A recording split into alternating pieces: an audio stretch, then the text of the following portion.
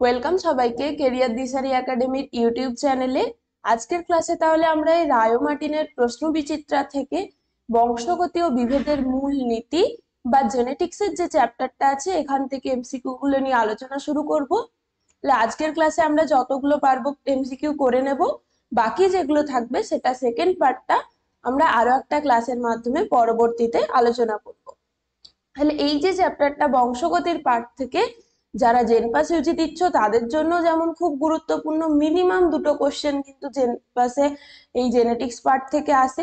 আর তাছাড়াও যারা সেমিস্টার 3 এর জন্য পড়াশোনা করছো তাদের জন্য কিন্তু এই জেনেটিক্স চ্যাপ্টারের এমসিকিউ গুলো খুবই গুরুত্বপূর্ণ। তাহলে অবশ্যই আজকের ক্লাসটা সবাই মন দিয়ে করবে, খুব ভালোভাবে কোশ্চেন গুলো নিজেরা আগে কোশ্চেন গুলো অ্যাটেম্প্ট করবে, দিয়ে যখন অ্যান্সার গুলো বলা হয়ে যাচ্ছে মিলিয়ে নিয়ে অবশ্যই নিজেরা মার্কিং করবে যে যদি ঠিক অ্যান্সার হয় +1 আর যদি ভুল হয় 0। এইভাবে পুরোটা কাউন্ট করে টোটালটা অবশ্যই লাস্টে গিয়ে কমেন্ট সেকশনে জানাবে। তাহলে আমাদের বুঝতে সুবিধা হবে যে তোমাদের কতটা ভালো প্রিপারেশন চলছে এবং ইমপ্রুভমেন্ট তোমরা নিজেরাও যেমন বুঝতে পারবে, আমাদেরও সেটা বুঝতে সুবিধা হবে যে কতটা তোমরা নিজেরা নিজের থেকে করতে পারছো। তাহলে চলো প্রথমেই আমরা স্টার্ট করি কোশ্চেন গুলো। ফার্স্ট কোশ্চেন কি বলছে আমাদের, যে মেন্ডেলীয় এক সংকর জননের F2 জনুতে ফিনোটাইপিক অনুপাত কি হবে।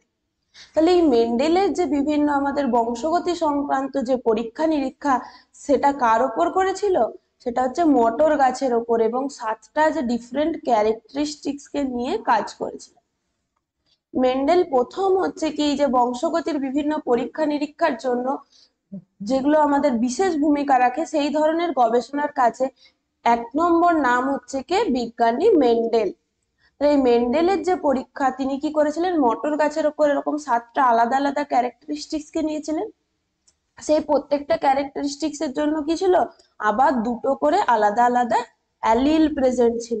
তাহলে এক একটা ক্যারেক্টারিস্টিক্স এর জন্য দুটো করে অ্যালিল, তাহলে প্রত্যেকটা ক্যারেক্টারিস্টিক্স এর জন্য 7টা ক্যারেক্টারিস্টিক, টোটাল আমরা কটা পাচ্ছি, 14টা অ্যালিল পাচ্ছি।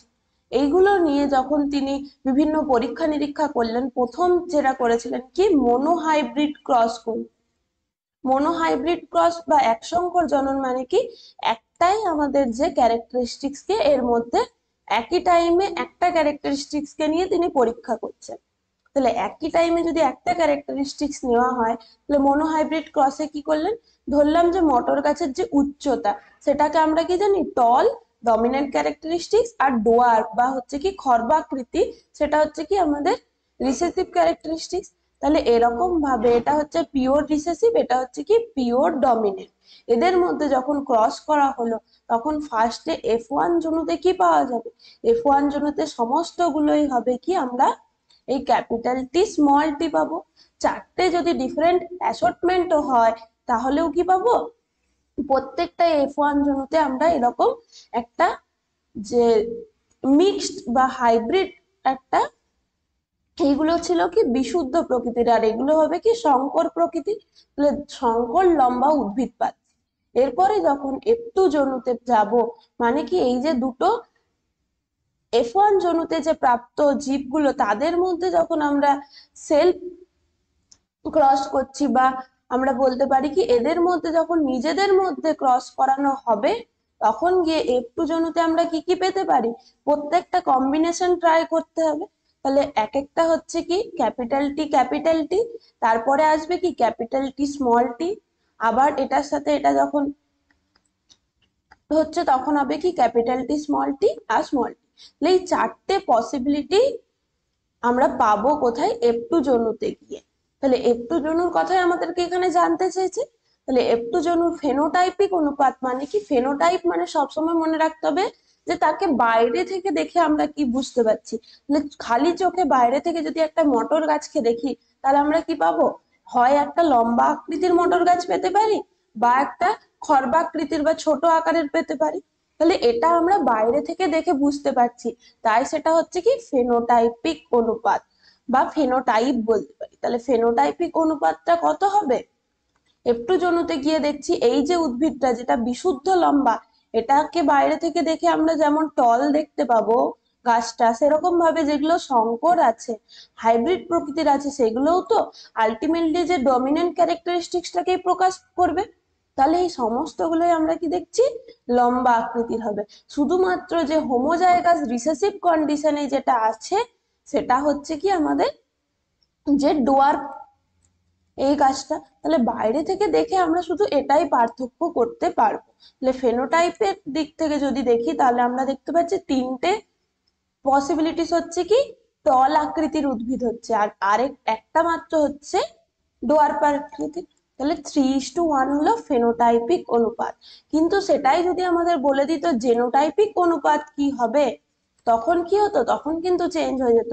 তাহলে এইগুলো প্রত্যেকটা হচ্ছে কি এক একটা জিনোটাইপ, এটা একটা জিনোটাইপ, এটা একটা জিনোটাইপ, এটা একটা জিনোটাইপ। তাহলে তখন আমাদের জেনোটাইপিক অনুপাত কত হয়ে যেত, capital T is to capital T small tea is to এটা। তাহলে তখন আসছে কত, 1:2:1। তাহলে এই দুটো জিনিস মনে রাখতে হবে। মনোহাইব্রিড কসে সবসময় আমরা কি এত পরীক্ষার সময় এত তো করে দেখবো না, ডিরেক্ট মনে রাখবো কি ফেনোটাইপিক অনুপাত F2 জনুতে গিয়ে কত হবে 3:1, আর জেনোটাইপ হবে কত 1:2:1। তাহলে আমাদেরকে এখানে কি জানতে চেয়েছে, ফিনোটাইপিক অনুপাত, কত হবে 3:1। আর যদি বলতো জেনোটাইপিক অনুপাত তাহলে কত হতো 1:2:1। আশা করছি এটা ক্লিয়ার। তাহলে এটার ক্ষেত্রে আমরা একটুখানি যে ইয়েটাও দেখে নিই, ডাইহাইব্রিডের ক্ষেত্রে কি হবে সেটাও আমরা একবার দেখি। তাহলে মনোহাইব্রিডের ক্ষেত্রে এরকম হচ্ছিল, তখন আমরা যদি দুটো আলাদা আলাদা ক্যারেক্টারিস্টিক্স কে একই সাথে পরীক্ষার মাধ্যমে করা হয় তখন তাকে বলছি কি আমরা ডাইহাইব্রিড ক্রস। মানে ওখানে পার্টিকুলার একটাই মাত্র ক্যারেক্টারিস্টিক্স কে একটা টাইমে নিয়েছিলাম আমরা, আর এখানে কি করছি আমরা দুটো আলাদা আলাদা ক্যারেক্টারিস্টিক্স কে একই টাইমে পরীক্ষা করব। তাহলে ডাইহাইব্রিড ক্রসের ক্ষেত্রে ধরলাম যে মটর গাছের উদ্ভিদের যে সিডটা বা বীজটা সেটা হচ্ছে কি রাউন্ড আকৃতির, এবং তাদের যে কালারটা হচ্ছে কি ইয়েলো, পুরোটাই ডমিনেন্ট ক্যারেক্টারিস্টিক্স নিলাম ক্যাপিটাল আর আর ক্যাপিটাল ওয়াই। এটা হচ্ছে কি ইয়েলো, সিড কালারটা হবে কি ইয়েলো, আর সিডের সাইজ বা শেপটা হবে কি রাউন্ড শেপ। তার সাথে আমরা ক্রস করবো কি পুরোপুরি রিসেসিভ কন্ডিশন যেগুলো, মানে কি রিঙ্কেলড সিড বা একটা কুচকে যাওয়া বলতে পারি আমরা, ভাঁজ থাকবে এরকম সিড বা বীজ, তার সাথে হচ্ছে কি বীজের কালারটা কি হয়ে যাবে গ্রিন, গ্রিন হবে। তাহলে ডমিনেন্ট ক্যারেক্টারিস্টিক্স হচ্ছে কি ইয়েলো, আর রিসেসিভ ক্যারেক্টারিস্টিক্স এই যে স্মল ওয়াইটা কাকে রিপ্রেজেন্ট করছে, গ্রিন কালারকে। এটার ফলে যখন আমরা F1 জনুতে পাবো, তাহলে F1 জনুতে আমরা কি কি পাবো, এখান থেকে শুধুমাত্র পসিবল হচ্ছে কি ক্যাপিটাল ওয়াই স্মল ওয়াই, প্রত্যেকটাই আমরা কি পাবো এই ধরনের। কারণ কি এখান থেকে গ্যামেট তৈরি হবে ক্যাপিটাল আর ক্যাপিটাল ওয়াই, এখান থেকে কি গ্যামেট আসবে, এখান থেকে যে গ্যামেট গুলো আসবে, এই কালারটা নিই, এখান থেকে গ্যামেট আসছে কি আমাদের ক্যাপিটাল আর ক্যাপিটাল ওয়াই, এখান থেকে গ্যামেট কি আসবে স্মল আর স্মল ওয়াই। তাহলে এই গ্যামেট গুলো যে কোনো ভাবেই যুক্ত হোক প্রত্যেকটাই কি হতে পারে এই রকমই ক্যারেক্টারিস্টিক, এই যে ফরমেশনটাই আসছে F1 জনুর যে প্রত্যেকটা জীবের জেনোটাইপ কি হবে capital R small I small R capital Y small Y, এটা হচ্ছে।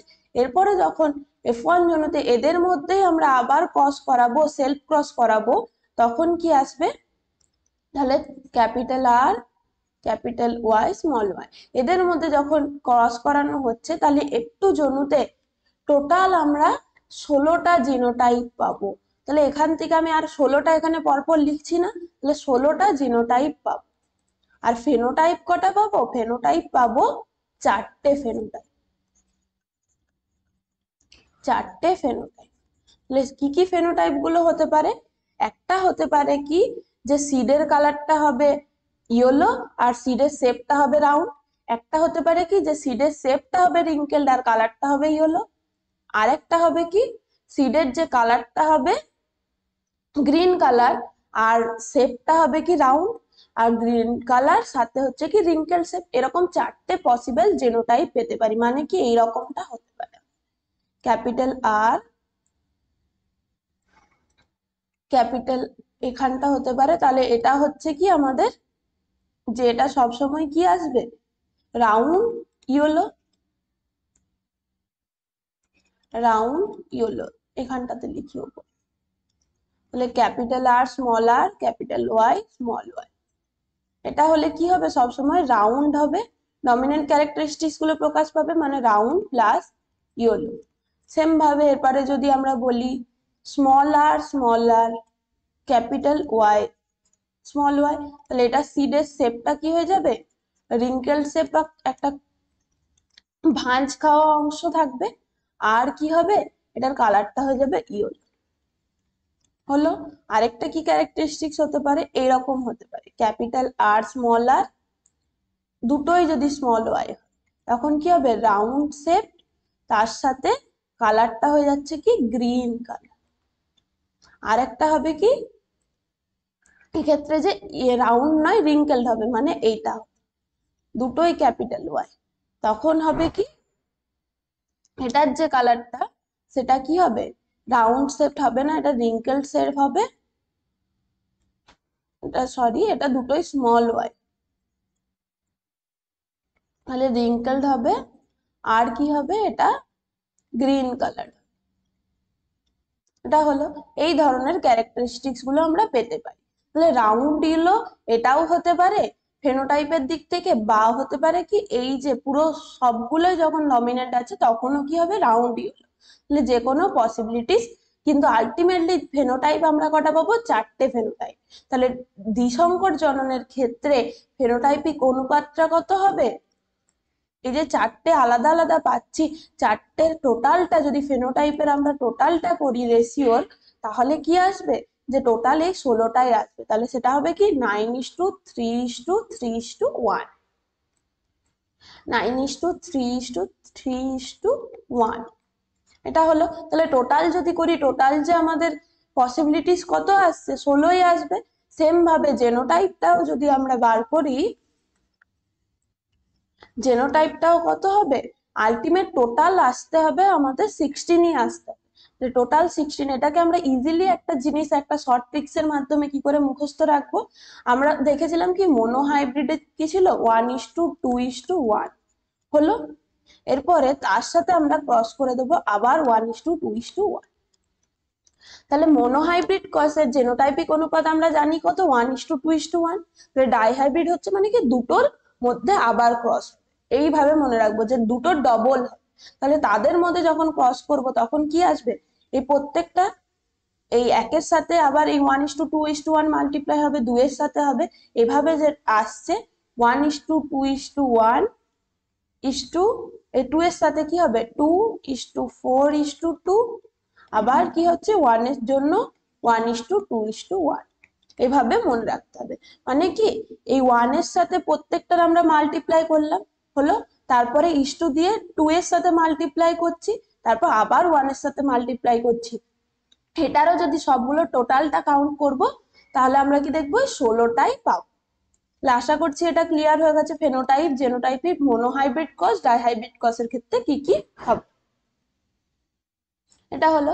নেক্সট কি বলছে, মেন্ডেলের দ্বিসংকর জননের টেস্ট ক্রসের ফেনোটাইপিক অনুপাত কি হবে। তাহলে কোশ্চেনটা ভালোভাবে বুঝতে হবে, দ্বিসংকর জনন বলেছে, তার সাথে হচ্ছে কি টেস্ট ক্রসের অনুপাত।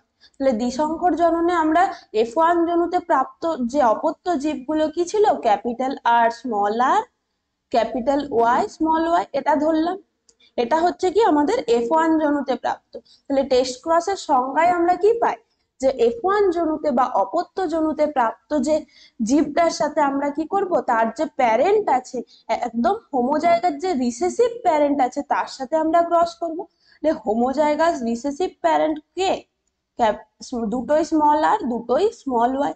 এটা আমরা এক একটা ক্যারেক্টারিস্টিক্স ধরে নিচ্ছি, যে কোনো এই যে 7টা ডিফারেন্ট ক্যারেক্টারিস্টিক্স আছে, যে কোনো দিয়ে আমরা কিন্তু ডাইহাইব্রিড দুটো যে কোনো আলাদা আলাদা ক্যারেক্টারিস্টিক্স দিয়ে করতে পারি। তাহলে এখানে আমরা শুধু কি নিয়ে নিয়েছি, সিডের শেপ আর সিডের কালার।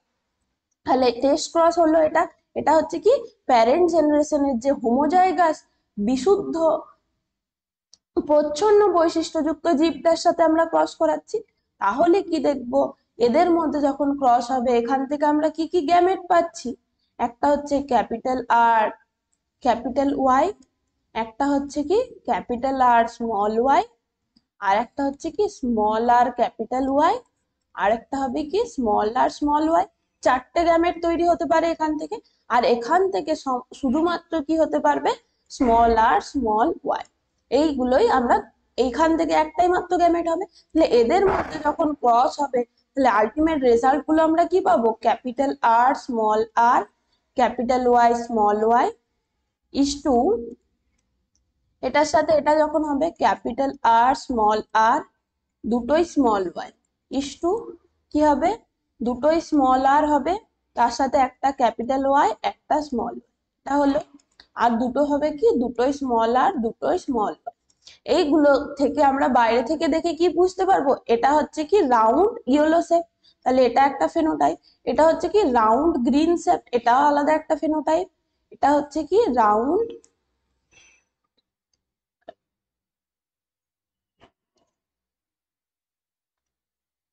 এটা হচ্ছে কি রাউন্ড ইয়েলো,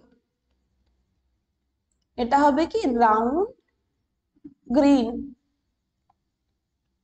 এটা হচ্ছে কি রিঙ্কেল শেপ উইথ, এটার ডমিনেন্ট ক্যারেক্টারিস্টিক্সটা ওয়াই এর জন্য প্রকাশ পাবে, তাহলে এটা হচ্ছে কি ইয়েলো।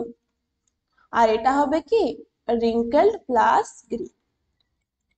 তাহলে প্রত্যেকটাই দেখছি কি আমরা আলাদা আলাদা ফেনোটাইপ পাচ্ছি। তাহলে ফেনোটাইপিক অনুপাত আমাদের দ্বিসংকর জননের যখন টেস্ট ক্রস করালাম তখন কি আসছে 1:1:1:1, প্রত্যেকটাই কি হচ্ছে 25% করে হতে পারে। তাহলে অনুপাতটা কত হয়ে যাবে 1:1 1:1, মানে কি প্রত্যেকটা আলাদা আলাদা ফেনোটাইপ আমরা একটা করে পেতে পারি। তাহলে এটার ফেনোটাইপিক অনুপাত হলো এটা। যদি জেনোটাইপিক অনুপাত বলতো তাহলেও কি হতো, সেমই হতো 1:1:1:1, এটাই হতো। তাহলে ফেনোটাইপ আর জেনোটাইপ আলাদা আলাদা, প্রত্যেকটা জেনোটাইপ পাচ্ছি, আবার প্রত্যেকটা আলাদা আলাদা কি পাচ্ছি আমরা, ফেনোটাইপ পাচ্ছি। তাহলে এই কোশ্চেনটা কিন্তু খুব ইম্পর্টেন্ট, স্টার মার্ক দিয়ে রাখ। নেক্সট কি বলছে যে মেন্ডেলের সূত্রের ব্যতিক্রম বা বিচ্যুতি হলো, তাহলে লিঙ্কেজ এখানে এটা বিতে আছে। তাহলে মেন্ডেলের সূত্র আমরা কি জানি, মেন্ডেলের যে মেন তিনটে ল, একটা হচ্ছে কি প্রকটতার সূত্র। প্রকটতার সূত্রতে আমরা কি দেখি যে ডমিনেন্ট অ্যালিলটা, একটা ক্যারেক্টারিস্টিক্স এর জন্য দুটো আলাদা আলাদা অ্যালিল প্রেজেন্ট থাকে, ধরলাম ক্যাপিটাল টি স্মল টি, উদ্ভিদের যে মটর গাছের উচ্চতার জন্য দায়ী, তাহলে দুটো আলাদা আলাদা অ্যালিল, একটা লম্বাকৃতির জন্য দায়ী, একটা হচ্ছে খর্বাকৃতির জন্য দায়ী। কিন্তু সবসময় এইরকম যখন কন্ডিশন থাকছে হেটেরোজাইগাস কন্ডিশনে, সব সময় যখন একটা ডমিনেন্ট আর একটা রিসেসিভ ক্যারেক্টারিস্টিক্স এর অ্যালিল প্রেজেন্ট থাকবে, সব সময় কে প্রাধান্য পাবে, এই যে ক্যাপিটাল টি বা যেটা হচ্ছে আমাদের ডমিনেন্ট ক্যারেক্টারিস্টিক্স এর জন্য দায়ী অ্যালিল, সেই সব সময় নিজেকে প্রকাশ পাবে বা এক্সপ্রেস করবে কার ক্যারেক্টারিস্টিক্সটা, ফেনোটাইপিক্যালি ক্যারেক্টারিস্টিক্স প্রকাশ পাবে কার, ক্যাপিটাল টি। এটা হচ্ছে কি ল অফ ডমিনেন্স বলছে। তারপরে সূত্র কি, law of segregation. Law of segregation মানে কি, এই যে দুটো অ্যালিল একসাথে যুক্ত আছে তারা কি করতে পারে, যখন গ্যামেট ফর্মেশন হবে তারা আলাদা আলাদা হয়ে যেতে পারবে, মানে ক্যাপিটাল টি একটা আলাদা গ্যামেট তৈরি করছে, স্মল টি একটা আলাদা গ্যামেট তৈরি করছে, তাদের যে ক্যারেক্টারিস্টিক্স গুলো কখনোই যে ক্যাপিটাল টি স্মল টি একসাথে আছে মানে দুটোর ক্যারেক্টারিস্টিক্স মিক্স হয়ে যাবে না, তারা কি করছে আলাদা আলাদা ভাবে তারা যে বিচ্ছিন্ন হয়ে যেতে পারছে, তার জন্য বলছে কি ল অফ সেগ্রিগেশন বা বিচ্ছিন্নতা সূত্র। তারপরের সূত্র কি বলছে, law of independent assortment. Independent assortment আর কিছুই না, এই যে আমরা বলছি প্রত্যেকটা অল পসিবল যে কম্বিনেশন তৈরি করতে পারছে, পারমুটেশন কম্বিনেশনের মাধ্যমে আমরা কি করছি যে প্রত্যেকটা পসিবল আমরা জেনোটাইপিককে প্রকাশ করাতে পারছি। তাহলে স্বাধীনভাবে যে কোনোটা প্রত্যেকটা অ্যালিল আলাদা আলাদা ভাবে সমবন্টন হতে পারছে, তাকে বলছি কি আমরা ল অফ ইন্ডিপেন্ডেন্ট অ্যাসর্টমেন্ট। তাহলে এই সমস্তগুলো হচ্ছে মেন্ডেলের সূত্র। কিন্তু এখানে বলেছে ব্যতিক্রম কোনগুলি, তাহলে ব্যতিক্রম কি হবে, অসম্পূর্ণ প্রকটতা হবে। কারণ কি অসম্পূর্ণ প্রকটতায় দেখি কি আমরা যখনই F1 জনুতে যাচ্ছে, এই যে তার যে ক্যারেক্টারিস্টিক্স গুলো মিশে গিয়ে তাদের একটা মিডিল ক্যারেক্টারিস্টিক্স কে প্রকাশ পায়। যেমন কি আমরা সন্ধ্যা মালতীর ক্ষেত্রে যদি দেখি যে তাদের যে ফুলের কালার একদম হচ্ছে আমাদের যে ডমিনেন্ট কালার হচ্ছে কি রেড কালার, আর রিসেসিভ যেটা ক্যারেক্টারিস্টিক সেটা হচ্ছে কি হোয়াইট কালার, কিন্তু তাদের মধ্যে যখন ক্রস করানো হয় তখন আমরা কি দেখি যে F1 জনুতে গিয়ে সমস্ত উদ্ভিদগুলো সন্ধ্যা মালতীর এইরকম জিনোটাইপ দেখাচ্ছে, কিন্তু তাদের ফিনোটাইপিক্যালি কালারটা চেঞ্জ হয়ে একটা পিঙ্ক কালার দিচ্ছে। তাহলে এটা তো মেন্ডেলের সূত্রে বলেনি। মেন্ডেলের সূত্রতে বলেছিল কি যে কখনোই ক্যারেক্টারিস্টিক গুলো একটা আরেকটার সাথে মিশে যাবে না, তাহলে আলাদা আলাদা ভাবে প্রত্যেকটা প্রকাশ পেতে পারে। কিন্তু এই অসম্পূর্ণ প্রকটতার ক্ষেত্রে দেখবো যে যখনই অপত্য জনুতে যাবে তাদের একটা মিক্সড ক্যারেক্টারিস্টিক্স প্রকাশ পাচ্ছে, তাহলে এটা হবে। তাছাড়াও হচ্ছে কি লিঙ্কেজ, লিঙ্কেজও হচ্ছে কি মেন্ডেলের সূত্রের ব্যতিক্রম। লিঙ্কেজ বলতে কি বোঝায় যে একটা ক্রোমোজোমের মধ্যে অবস্থিত জিনগুলো যেগুলো খুব কাছাকাছি জিনগুলো প্রেজেন্ট আছে, তারা প্রত্যেকটা জেনারেশনে, তারা যখন এক জেনারেশন থেকে আরেক জেনারেশনে বংশানুসরণ করছে, সেই জিনগুলো একত্রে প্রকাশ পাবে। মানে তাদের ক্ষেত্রে রিকম্বিনেশন হচ্ছে না বা ক্রসিং ওভার হচ্ছে না। সেই সমস্ত জিনগুলো যারা লিঙ্কেজের মাধ্যমে এক জেনারেশন থেকে আরেক জেনারেশনে যায়, তারা কি হবে, ধরলাম এটা একটা ক্রোমোজোমের মধ্যে কি আছে, এখানে একটা জিন আছে, এখানে একটা জিন আছে, তারা কি করছে, রিকম্বিনেশন বা ক্রসিং ওভারে পার্টিসিপেট করছে না। এই দুটো জিনই লিঙ্কেজের মাধ্যমে পরবর্তী জেনারেশনেও কি হচ্ছে, সেম ভাবেই একই ভাবে একসঙ্গে দুটো জিন উত্তরাধিকার পাচ্ছে। তাহলে সেই কন্ডিশনটাকে বলছে লিঙ্কেজ। তাহলে এটা তো মেন্ডেলের সূত্রে ব্যতিক্রম। মেন্ডেলের সূত্রে বলছে কি প্রত্যেকটা আলাদা আলাদা পসিবিলিটিস হবে এবং তারা রিকম্বিনেশন তৈরি করছে। কিন্তু লিঙ্কেজ হওয়া মানে যত বেশি লিঙ্কেজ হবে তত বেশি কি হবে, রিকম্বিনেশনের পরিমাণটা কম হবে। তাহলে এটাও হচ্ছে কি, এটা মনে রাখতে হবে, যত বেশি লিঙ্কেজ, একই সাথে যত জিনগুলো পরবর্তী জেনারেশনে যাচ্ছে, লিঙ্কেজের পরিমাণটা যদি হাই হয়, তাহলে রিকম্বিনেশন কি হবে, লো। তাহলে সবসময় সেক্ষেত্রে রিকম্বিনেশন বা ক্রসিং ওভার হওয়ার চান্সটা কি হবে, ভেরি লো। তার সাথে হচ্ছে কি সহপ্রকটতা। সহপ্রকটতার উদাহরণ আমরা খুব ভালোভাবে জানি কি, এবি যে আমাদের ব্লাড গ্রুপ, মানুষের ক্ষেত্রে যে এবি রক্ত শ্রেণী। তাহলে সহপ্রকটতায় কি বলছে যে প্রত্যেকটা অ্যালিলের ক্যারেক্টারিস্টিক্স, এটা যদি আই এ হয়, এটা যদি আই বি হয়, এগুলো হচ্ছে কি এক একটা অ্যালিল দুটোই কি হবে, একই সাথে সমানভাবে প্রকাশ পাবে। কোনোটাই হচ্ছে কি, এই যে এখানে কি দেখলাম যে একটা আরেকটার উপর ডমিনেন্স দেখাচ্ছে, কিন্তু সহপ্রকটতার ক্ষেত্রে কি দেখা যাবে যে ল অফ ডমিনেন্স কে তারা মানবে না। দুটো যে ডিফারেন্ট অ্যালিল তারা সমানভাবে তাদের ক্যারেক্টারিস্টিক্স গুলো একই সাথে প্রকাশ পাবে, সে তাকে বলছে কি সহপ্রকটতা বা কোডমিনেন্স। তাহলে এখানে আমরা কি দেখছি, মেন্ডেলের সূত্রের বিচ্যুতি সব কটি কিন্তু অ্যান্সার হবে। নেক্সট কি বলছে যে একই প্রজাতিভুক্ত বিপরীত বৈশিষ্ট্য সম্পন্ন দুটি বিশুদ্ধ জীবের মিলনে যে উৎপন্ন অপত্যের দেহে বিপরীত বৈশিষ্ট্য দুটির মধ্যবর্তী কোনো একটি বৈশিষ্ট্য প্রকাশ পেলে তাকে কি বলে। অলরেডি এটা আমরা বললাম কি, কার ক্ষেত্রে দেখতে পাবো, স্ন্যাপড্রাগন ফ্লাওয়ার আর হচ্ছে কি সন্ধ্যা মালতীর ক্ষেত্রে দেখতে পাই আমরা। এই স্ন্যাপড্রাগন ফ্লাওয়ার বা হচ্ছে কি সন্ধ্যা মালতী, এটা প্রায় কোশ্চেনে আসে যে সন্ধ্যা মালতীর ক্ষেত্রে আমরা যে মেন্ডেলের বিচ্যুতির কোনটা প্রকাশ পায়।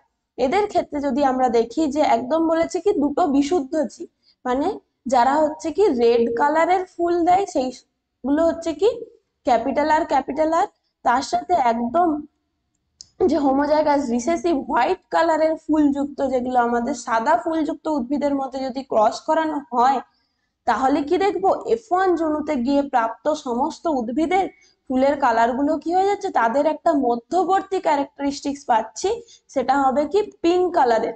কোনোটাই যে প্যারেন্ট জেনারেশনের কোনো কালারটাকেই তারা মেনটেন করছে না, একটা নতুন ক্যারেক্টারিস্টিক্স কে, তাদের যে মধ্যবর্তী একটা ক্যারেক্টারিস্টিক, লাল আর সাদা মিশলে কালারটা কি আসে, পিঙ্ক, সেটা চলে আসছে, তখন তাকে আমরা বলছি কি অসম্পূর্ণ প্রকটতা বা ইনকমপ্লিট ডমিনেন্স। নেক্সট কি বলছে, পলিজেনিক উত্তরাধিকারের একটি উদাহরণ হলো। পলিজেনিক ইনহেরিটেন্স বলতে কি বোঝাচ্ছে, যে মাল্টিপল জিন একটাই মাত্র ক্যারেক্টারিস্টিক্স কে প্রকাশ পাওয়ানোর জন্য দায়ী, ওয়ান ক্যারেক্টারিস্টিক্স। তাহলে পলিজেনিক মানে পলিজিন বোঝাচ্ছে, মানে মাল্টিপল জিন এখানে কাজ করবে। একসাথে মাল্টিপল জিন যদি কাজ করে কিন্তু কন্ট্রোল করছে কি একটাই মাত্র ক্যারেক্টারিস্টিক্সকে, তাহলে এটার উদাহরণ কি হবে? আমাদের খুব কমন উদাহরণ যেটা আমরা পড়ি, যে হিউম্যানের ক্ষেত্রে একটা হচ্ছে কি হিউম্যানের যে বডি কালার, আরেকটা হচ্ছে কি হাইট। এই দুটো উদাহরণই সাধারণত দেওয়া থাকে। তাহলে হিউম্যানের ক্ষেত্রে মনে রাখতে হবে এই যে দুটো ক্যারেক্টারিস্টিক্স কে প্রকাশ পাওয়ার জন্য আলাদা আলাদা জিন কাজ করছে। এই আলাদা আলাদা জিন কি হচ্ছে, এ বি সি এরকম তিনটে আলাদা আলাদা অ্যালিল দ্বারা প্রকাশ করা হয়। তাহলে এ বি সি তিনটে জিন কাজ করে কি আমাদের একটাই শুধুমাত্র হিউম্যানের যে বডি কালারের জন্য। তাহলে কি হবে, এরকম যদি আমরা দেখি প্রত্যেকটাই হচ্ছে কি ডমিনেন্ট ক্যারেক্টারিস্টিক যখন প্রকাশ পাবে তখন স্কিন কালারটা কি মনে রাখতে হবে, একদম ডার্কেস্ট কালার। যে আফ্রিকানস যারা আছে, নিগ্রো, তাদের ক্ষেত্রে কালার দেখি গায়ের কালার একদম পুরো একদম কালো টাইপের যে কালার, ডার্কেস্ট কালার, সেটা হচ্ছে কি সমস্তগুলো যখন ডমিনেন্ট অ্যালিল প্রেজেন্ট থাকে। আর যদি সমস্তগুলো রিসেসিভ থাকে তাহলে কি হবে, একদম হোয়াইটিশ কালার, সব থেকে একদম কি বলবো যে একদম দুধের মতো যে সাদা সেই রকম কালার। যারা আমাদের ওয়েস্টার্ন কান্ট্রিজের কালার বেশিরভাগ ক্ষেত্রে এরকম হোয়াইটিশ কালার, একদম যে পিওর হোয়াইট কালার খুব কমই দেখা যায়। তাদের যে এই দুটোর মিডিলের যে সমস্ত পসিবল ক্যারেক্টারিস্টিক্স গুলো আছে সেগুলোই সব থেকে বেশি দেখা যায়।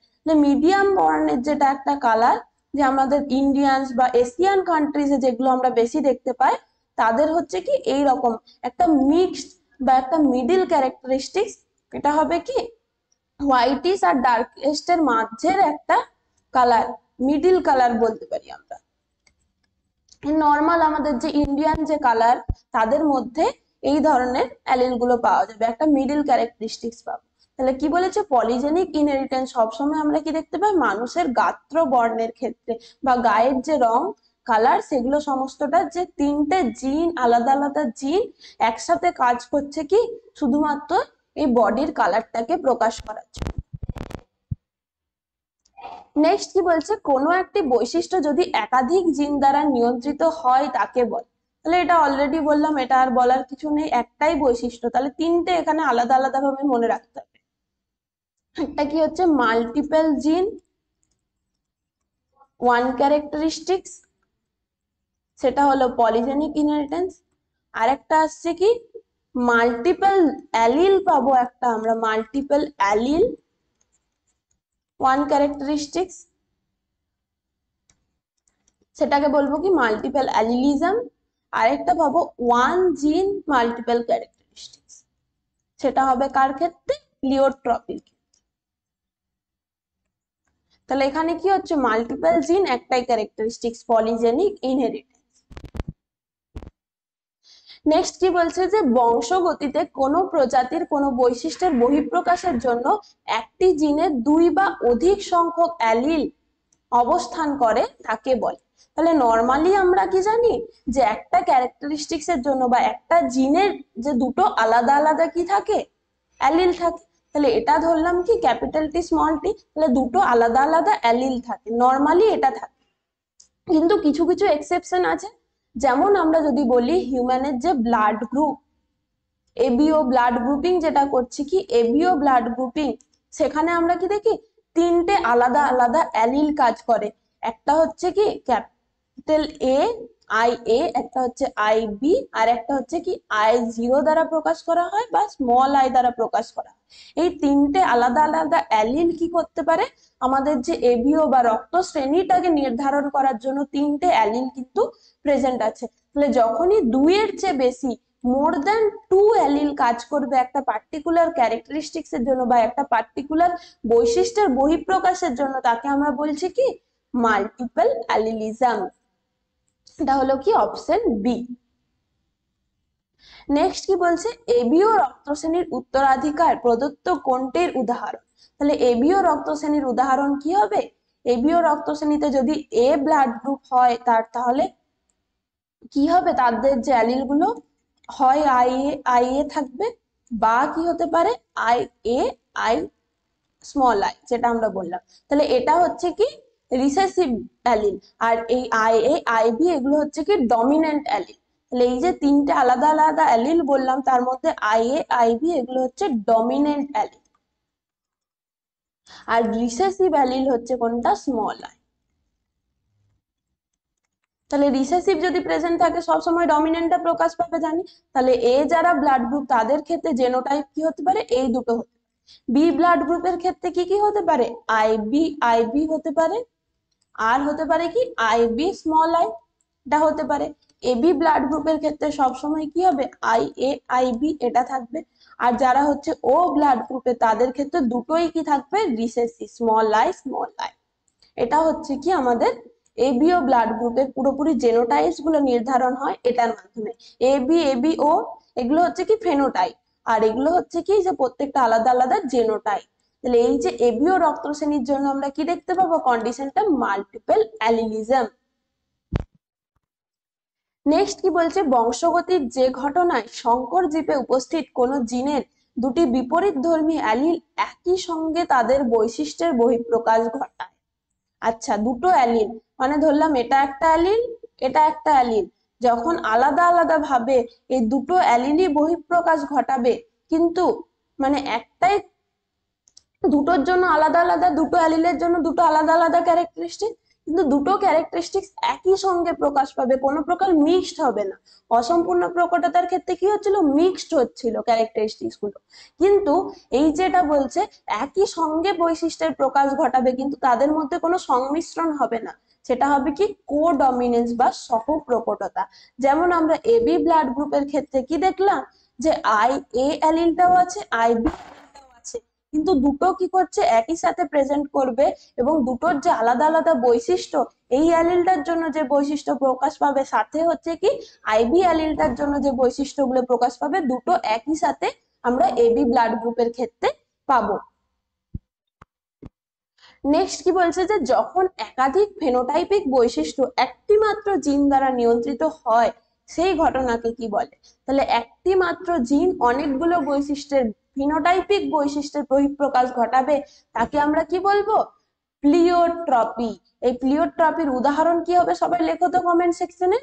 প্লিওট্রপির একটা কমন এক্সাম্পল কি হবে, একটাই মাত্র জিনের কোনো জায়গায় ডিফেক্ট হচ্ছে বা সেই জিনটা প্রেজেন্ট নাও থাকতে পারে, সেক্ষেত্রে কি হচ্ছে, যে পার্টিকুলার একটা জিনের জন্য আমাদের হিউম্যান বডিতে বা যে কোনো জায়গায় যে যখনই এই ধরনের প্লিওট্রপিজমের উদাহরণ আমরা দেখব, কি হবে, যে একটা পার্টিকুলার জিনের জন্য দেখব অনেকগুলো বৈশিষ্ট্যের বহিঃপ্রকাশ করছে, অনেক কিছু আমাদের যে বডিতে চেঞ্জ নিয়ে আসছে। তাহলে এটার উদাহরণ কি হবে, একটা কমন এক্সাম্পল হচ্ছে ফিনাইল কিটোনিউরিয়া বা PKU শর্টে বলা হয়। ফিনাইল কিটোনিউরিয়ার ক্ষেত্রে কি দেখবো, একটাই মাত্র যে এনজাইম সিনথেসিস করে সেই জিনটাতে ডিফেক্ট থাকবে।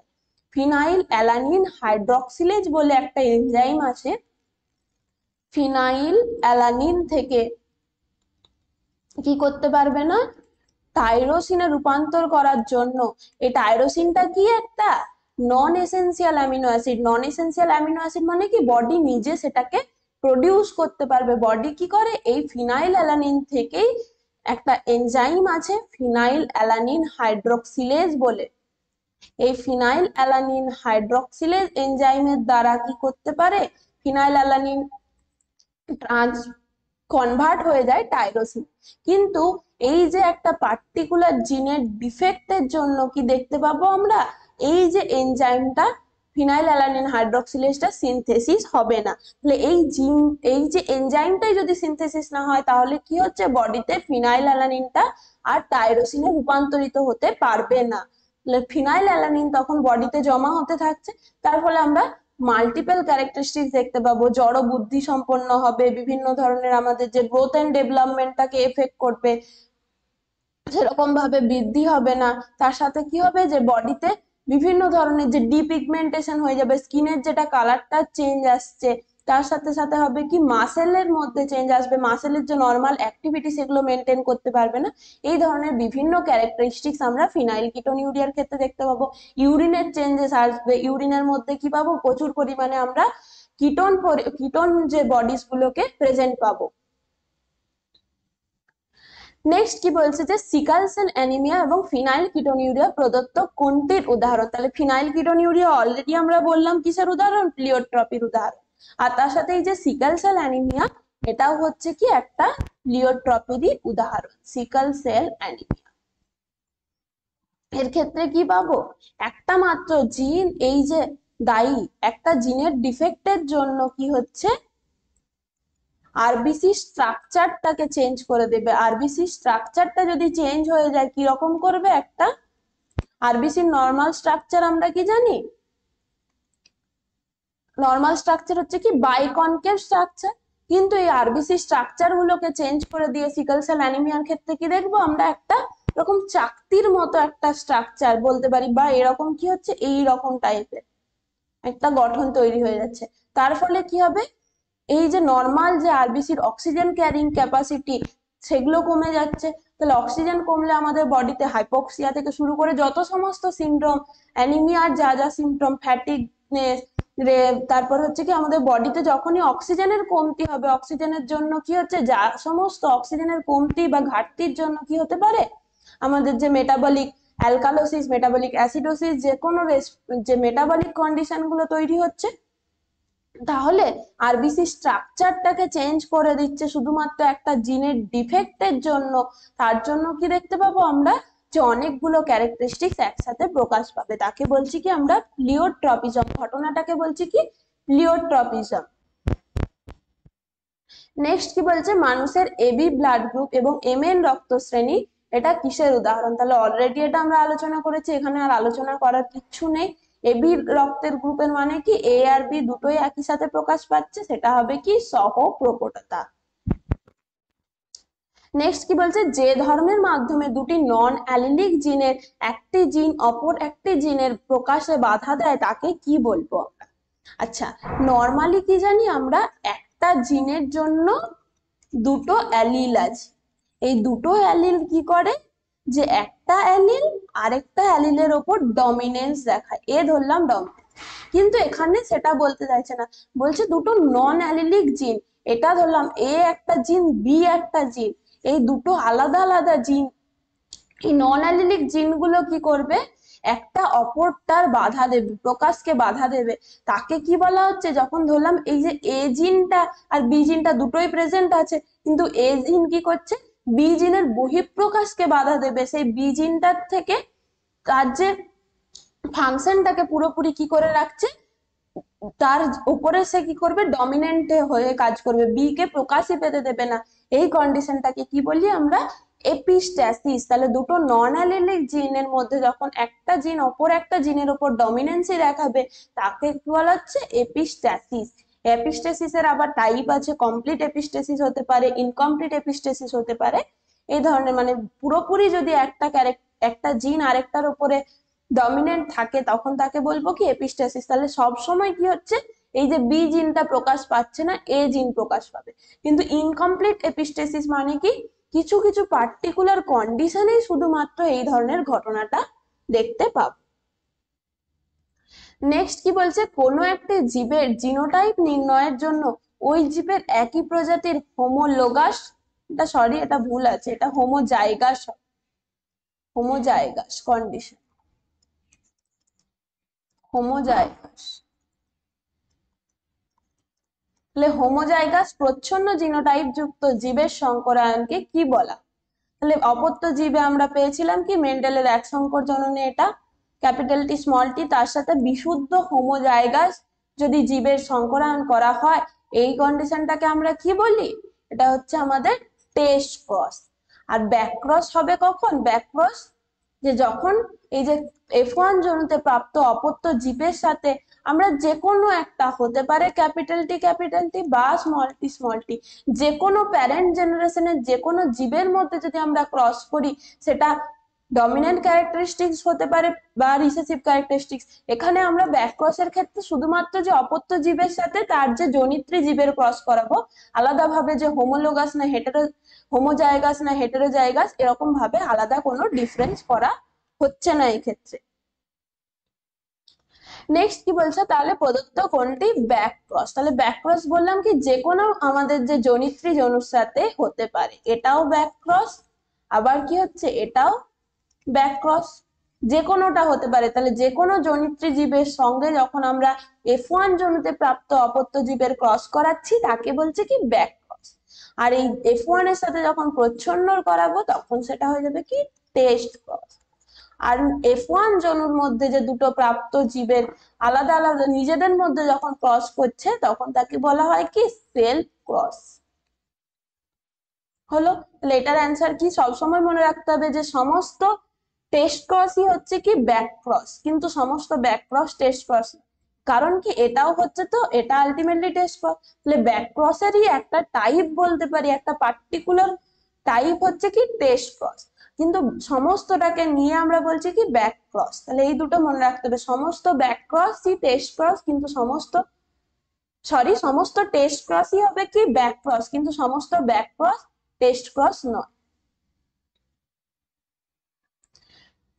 নেক্সট কি বলছে যে ক্রোমোজোমের মুখ্য খাঁজের অংশের সেন্ট্রোমিয়ার অঞ্চলে যে প্রোটিন নির্মিত পাতলা অংশ চাকতির মতো গঠন দেখা যায় তাকে কি বলে।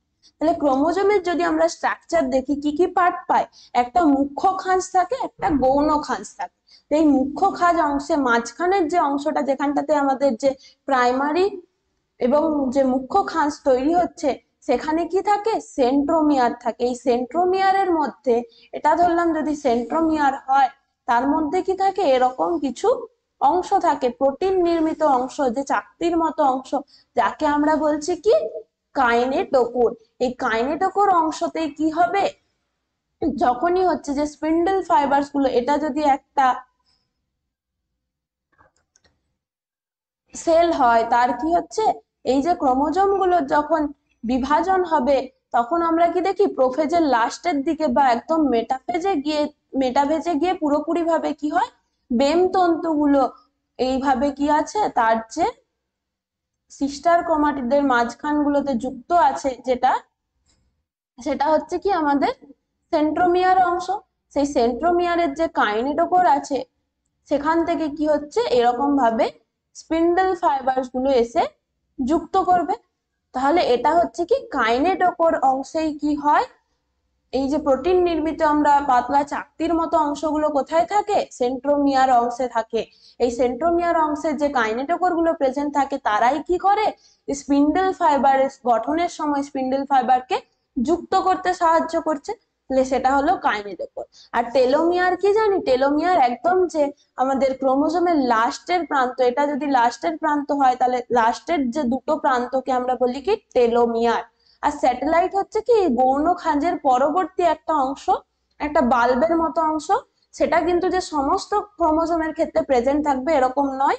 কিছু কিছু যেগুলো হচ্ছে স্যাটেলাইট যুক্ত ক্রোমোজোম আছে তাদের ক্ষেত্রে আমরা এই গৌণ খাঁজের পরবর্তী একটা বাল্ব লাইক স্ট্রাকচার পাবো, তাকে বলছি কি আমরা স্যাটেলাইট। নেক্সট কি বলছে যে বংশগতিতে কোন ক্রোমোজোমে উপস্থিত জিনগুলি বংশ পরম্পরায় যদি জনিত্রী জনু থেকে অপত্য জনুতে সঞ্চারণের সময় একই ক্রোমোজোমে একই সঙ্গে অবস্থান করার যে প্রবণতা তাকে কি বলা হচ্ছে, একই ক্রোমোজোমে থাকছে অন্য কোনো ক্রোমোজোমে যাচ্ছে না, মানে কি রিকম্বিনেশন হচ্ছে না, রিকম্বিনেশন হচ্ছে না। আর রিকম্বিনেশন না হওয়া মানে কি, সেটা হচ্ছে কি লিঙ্কেজ। তাহলে একটা জেনারেশন থেকে পরবর্তী জেনারেশনে যখন একটা ক্রোমোজোমের মধ্যে উপস্থিত জিনগুলো চাইবে যে তারা একই সাথেই ওই যে পরপর যেভাবে জিনগুলো আছে তারা একই সাথে পরবর্তী জেনারেশনে যাবে, কোনো প্রকার রিকম্বিনেশন বা ক্রসিং ওভারে পার্টিসিপেট করবে না, সেই কন্ডিশনটাকে কি বলা হচ্ছে, লিঙ্কেজ। নেক্সট কি বলছে যে লিঙ্কড জিন হলো, তাহলে যারা লিঙ্কেজ করছে তারাই হবে কি, নামটা জিনগুলোর নামগুলো হবে কি লিঙ্কড জিন, লিঙ্কড জিন। যারা লিঙ্কেজে পার্টিসিপেট করবে তারাই হবে কি লিঙ্কড। তাহলে ধরলাম এটা একটা ক্রোমোজোমের দুটো সিস্টার ক্রোমাটিড, তাহলে এখানে একটা জিন আছে, এখানে একটা জিন আছে, আবার হচ্ছে কি এখানে জিন আছে। এই সমস্ত গুলো যদি একটা জেনারেশন থেকে পরবর্তী জেনারেশনে সেম ভাবে একই পজিশনে একটা ক্রোমোজোমের মধ্যে পরবর্তী জেনারেশনেও প্রেজেন্ট থাকে, কোনো প্রকার কম্বিনেশন রিকম্বিনেশন বা ক্রসিং ওভার হয়নি, কোনো প্রকার এই যে জিনগুলোর প্লেসের পরিবর্তন হয়নি, তারা একই জায়গায় আছে, তাকে সেই সমস্ত জিনগুলোকে আমরা কি বলি, লিঙ্কড জিন। তাহলে কি হবে, একই ক্রোমোজোমে অবস্থিত জিন যারা একই সঙ্গে বংশ পরম্পরায় সঞ্চারিত হয় তাদেরকে বলছি কি আমরা লিঙ্ক জিন। নেক্সট কি বলছে, এটা একটা খুব গুরুত্বপূর্ণ কোশ্চেন, এটা অনেকেই ভুল করবে। সবাই এটার অ্যান্সার লেখো যে মানুষের ক্ষেত্রে পুরুষদের লিঙ্কেজ গ্রুপ কি, কত পরিমাণ, সংখ্যাটা কত, আর যে মহিলাদের ক্ষেত্রে লিঙ্কেজ গ্রুপ কত। তাহলে লিঙ্কেজ গ্রুপ মানে সবসময় মনে রাখতে হবে কি, মানুষের ক্ষেত্রে আমরা যদি ফিমেল ধরি তাহলে তাদের কি হচ্ছে, যে টোটাল ক্রোমোজোমের সংখ্যা কত, 46,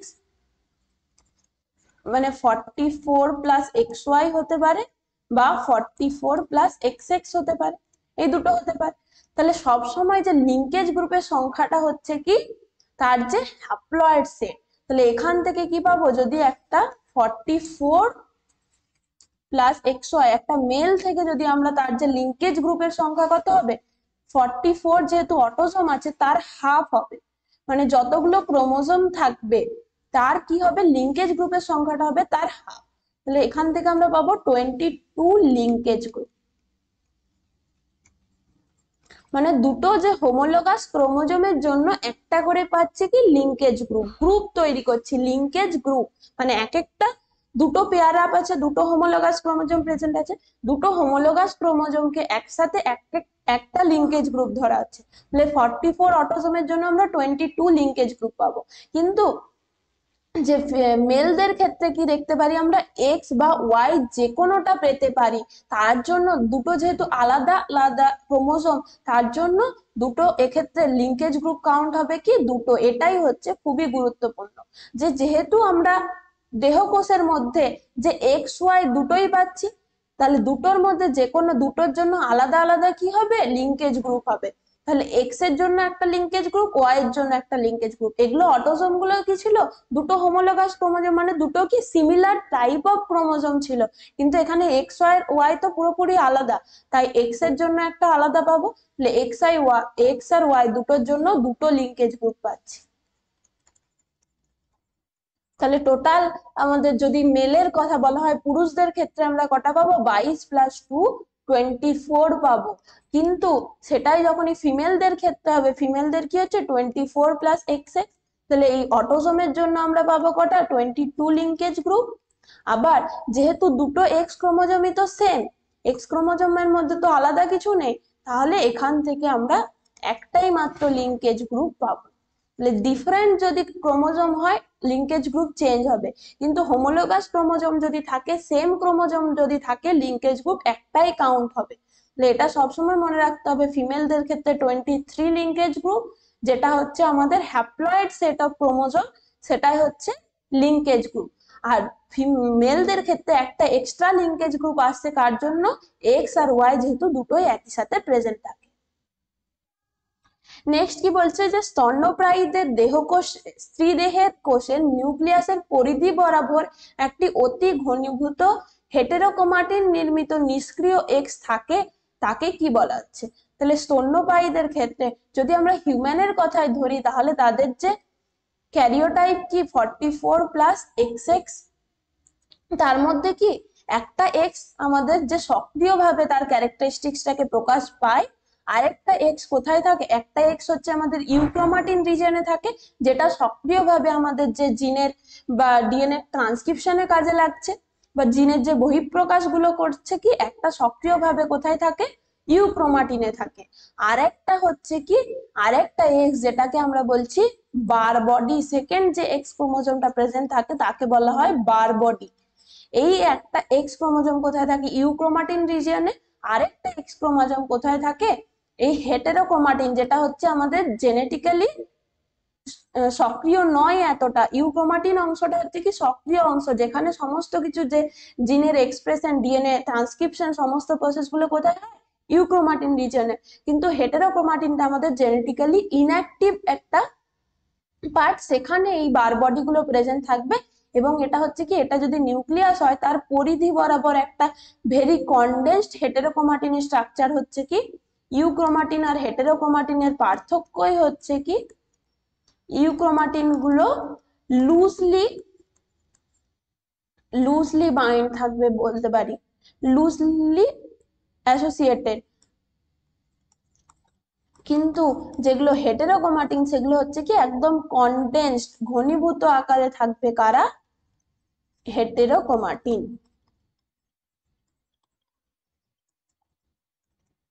আর এগুলো হচ্ছে কি এটা অ্যাক্টিভ, জিনগতভাবে সক্রিয়, এগুলো হচ্ছে কি ইনঅ্যাক্টিভ, জিনগতভাবে এগুলো সক্রিয় না। তাহলে এটাকে কি বলছি আমরা? বারবট। নেক্সট কি বলছে যে একটি অটোজোমীয় প্রচ্ছন্ন বংশগত রোগের উদাহরণ। অটোজোমীয় প্রচ্ছন্ন মানে কি?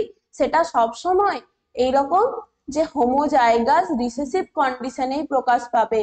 তাহলে সেটা উদাহরণ কি হবে? একটা অটোজোমাল যদি রিসেসিভ কন্ডিশন হয় তাহলে সব সময় তার এই যে হোমোজাইগাস রিসেসিভ যদি জেনোটাইপ কন্ডিশন থাকে তাহলেই সেটা প্রকাশ পাবে। বাকি সমস্ত ক্ষেত্রে যদি এরকম থাকে, এটা যদি ডমিনেন্ট, এটা যদি রিসেসিভ হয়, তাহলে তারা কি হয়ে যাবে? এরা হয়ে যাবে কি অটোজোমাল রিসেসিভের ক্যারিয়ার হবে। আর অটোজোমাল রিসেসিভ জিনটা বা রোগটা সবসময় হবে কখন, কোন কন্ডিশনে? এই যে কন্ডিশনটা আছে হোমোজাইগাস কন্ডিশনে প্রকাশ পায়। তাহলে অটোজোমাল একটা রিসেসিভ কন্ডিশন কি? আমাদের যে থ্যালাসেমিয়ার জন্য যে দায়ী, থ্যালাসেমিয়া যে রোগটা করছে সেটা কি, তার জন্য দায়ী জিনটা কোথায় আছে? আমাদের অটোজোমাল একটা রিসেসিভ ক্যারেক্টারিস্টিক্স। আর বাকি সমস্ত এই যে বর্ণান্ধতা, হিমোফিলিয়া, এগুলো কি হচ্ছে? X linked recessive, X linked recessive. Haemophilia বর্ণান্ধতা দুটোই হচ্ছে কি এক্স লিঙ্কড রিসেসিভ। কিন্তু থ্যালাসেমিয়া হবে কি আমাদের, যদি এরকম কন্ডিশন থাকে তারা হবে থ্যালাসেমিয়ার কেরিয়ার, আর যখন এই কন্ডিশনটা থাকবে তারা হচ্ছে কি থ্যালাসেমিয়ায় আক্রান্ত। নেক্সট কি বলছে? যৌন সংযোজিত বংশানুক্রমিক রোগের একটি উদাহরণ দাও। যৌন সংযোজিত মানে কি? তারা হচ্ছে আমাদের যে এক্স লিঙ্ক, এক্স লিঙ্ক বা ওয়াই লিঙ্ক। তাহলে এক্স লিঙ্ক বা ওয়াই লিঙ্ক, এখানে আমাদের ওয়াই লিঙ্ক কোনো ডিজিজের নাম দেওয়া নেই, সমস্তটার মধ্যে শুধুমাত্র তাহলে আমাদের খুঁজতে হবে যে এক্স লিঙ্ক ডিজিজ কোনোটা আছে কিনা। তাহলে অলরেডি আমরা বললাম কি যে এক্স লিঙ্ক রিসেসিভ ডিজিজের মধ্যেই পড়ছে হিমোফিলিয়া। তাহলে যৌন সংযোজিত একটা বংশানুক্রমিক রোগ কে হবে? হিমোফিলিয়া। হিমোফিলিয়ার আবার টাইপ আছে, হিমোফিলিয়া এ, হিমোফিলিয়া বি। সবাই একটুখানি কমেন্ট সেকশনে লিখবে তো যে হিমোফিলিয়া এর জন্য কোন ফ্যাক্টর, আমাদের যে রক্ততঞ্চনের ফ্যাক্টর আছে 1 থেকে 13, সেই রক্ততঞ্চনের কোন ফ্যাক্টরটা হিমোফিলিয়া এর জন্য দায়ী, আর কোনটা হচ্ছে হিমোফিলিয়া বি এর জন্য দায়ী। এই হিমোফিলিয়া বি কেই আমরা কি বলি? Christmas disease.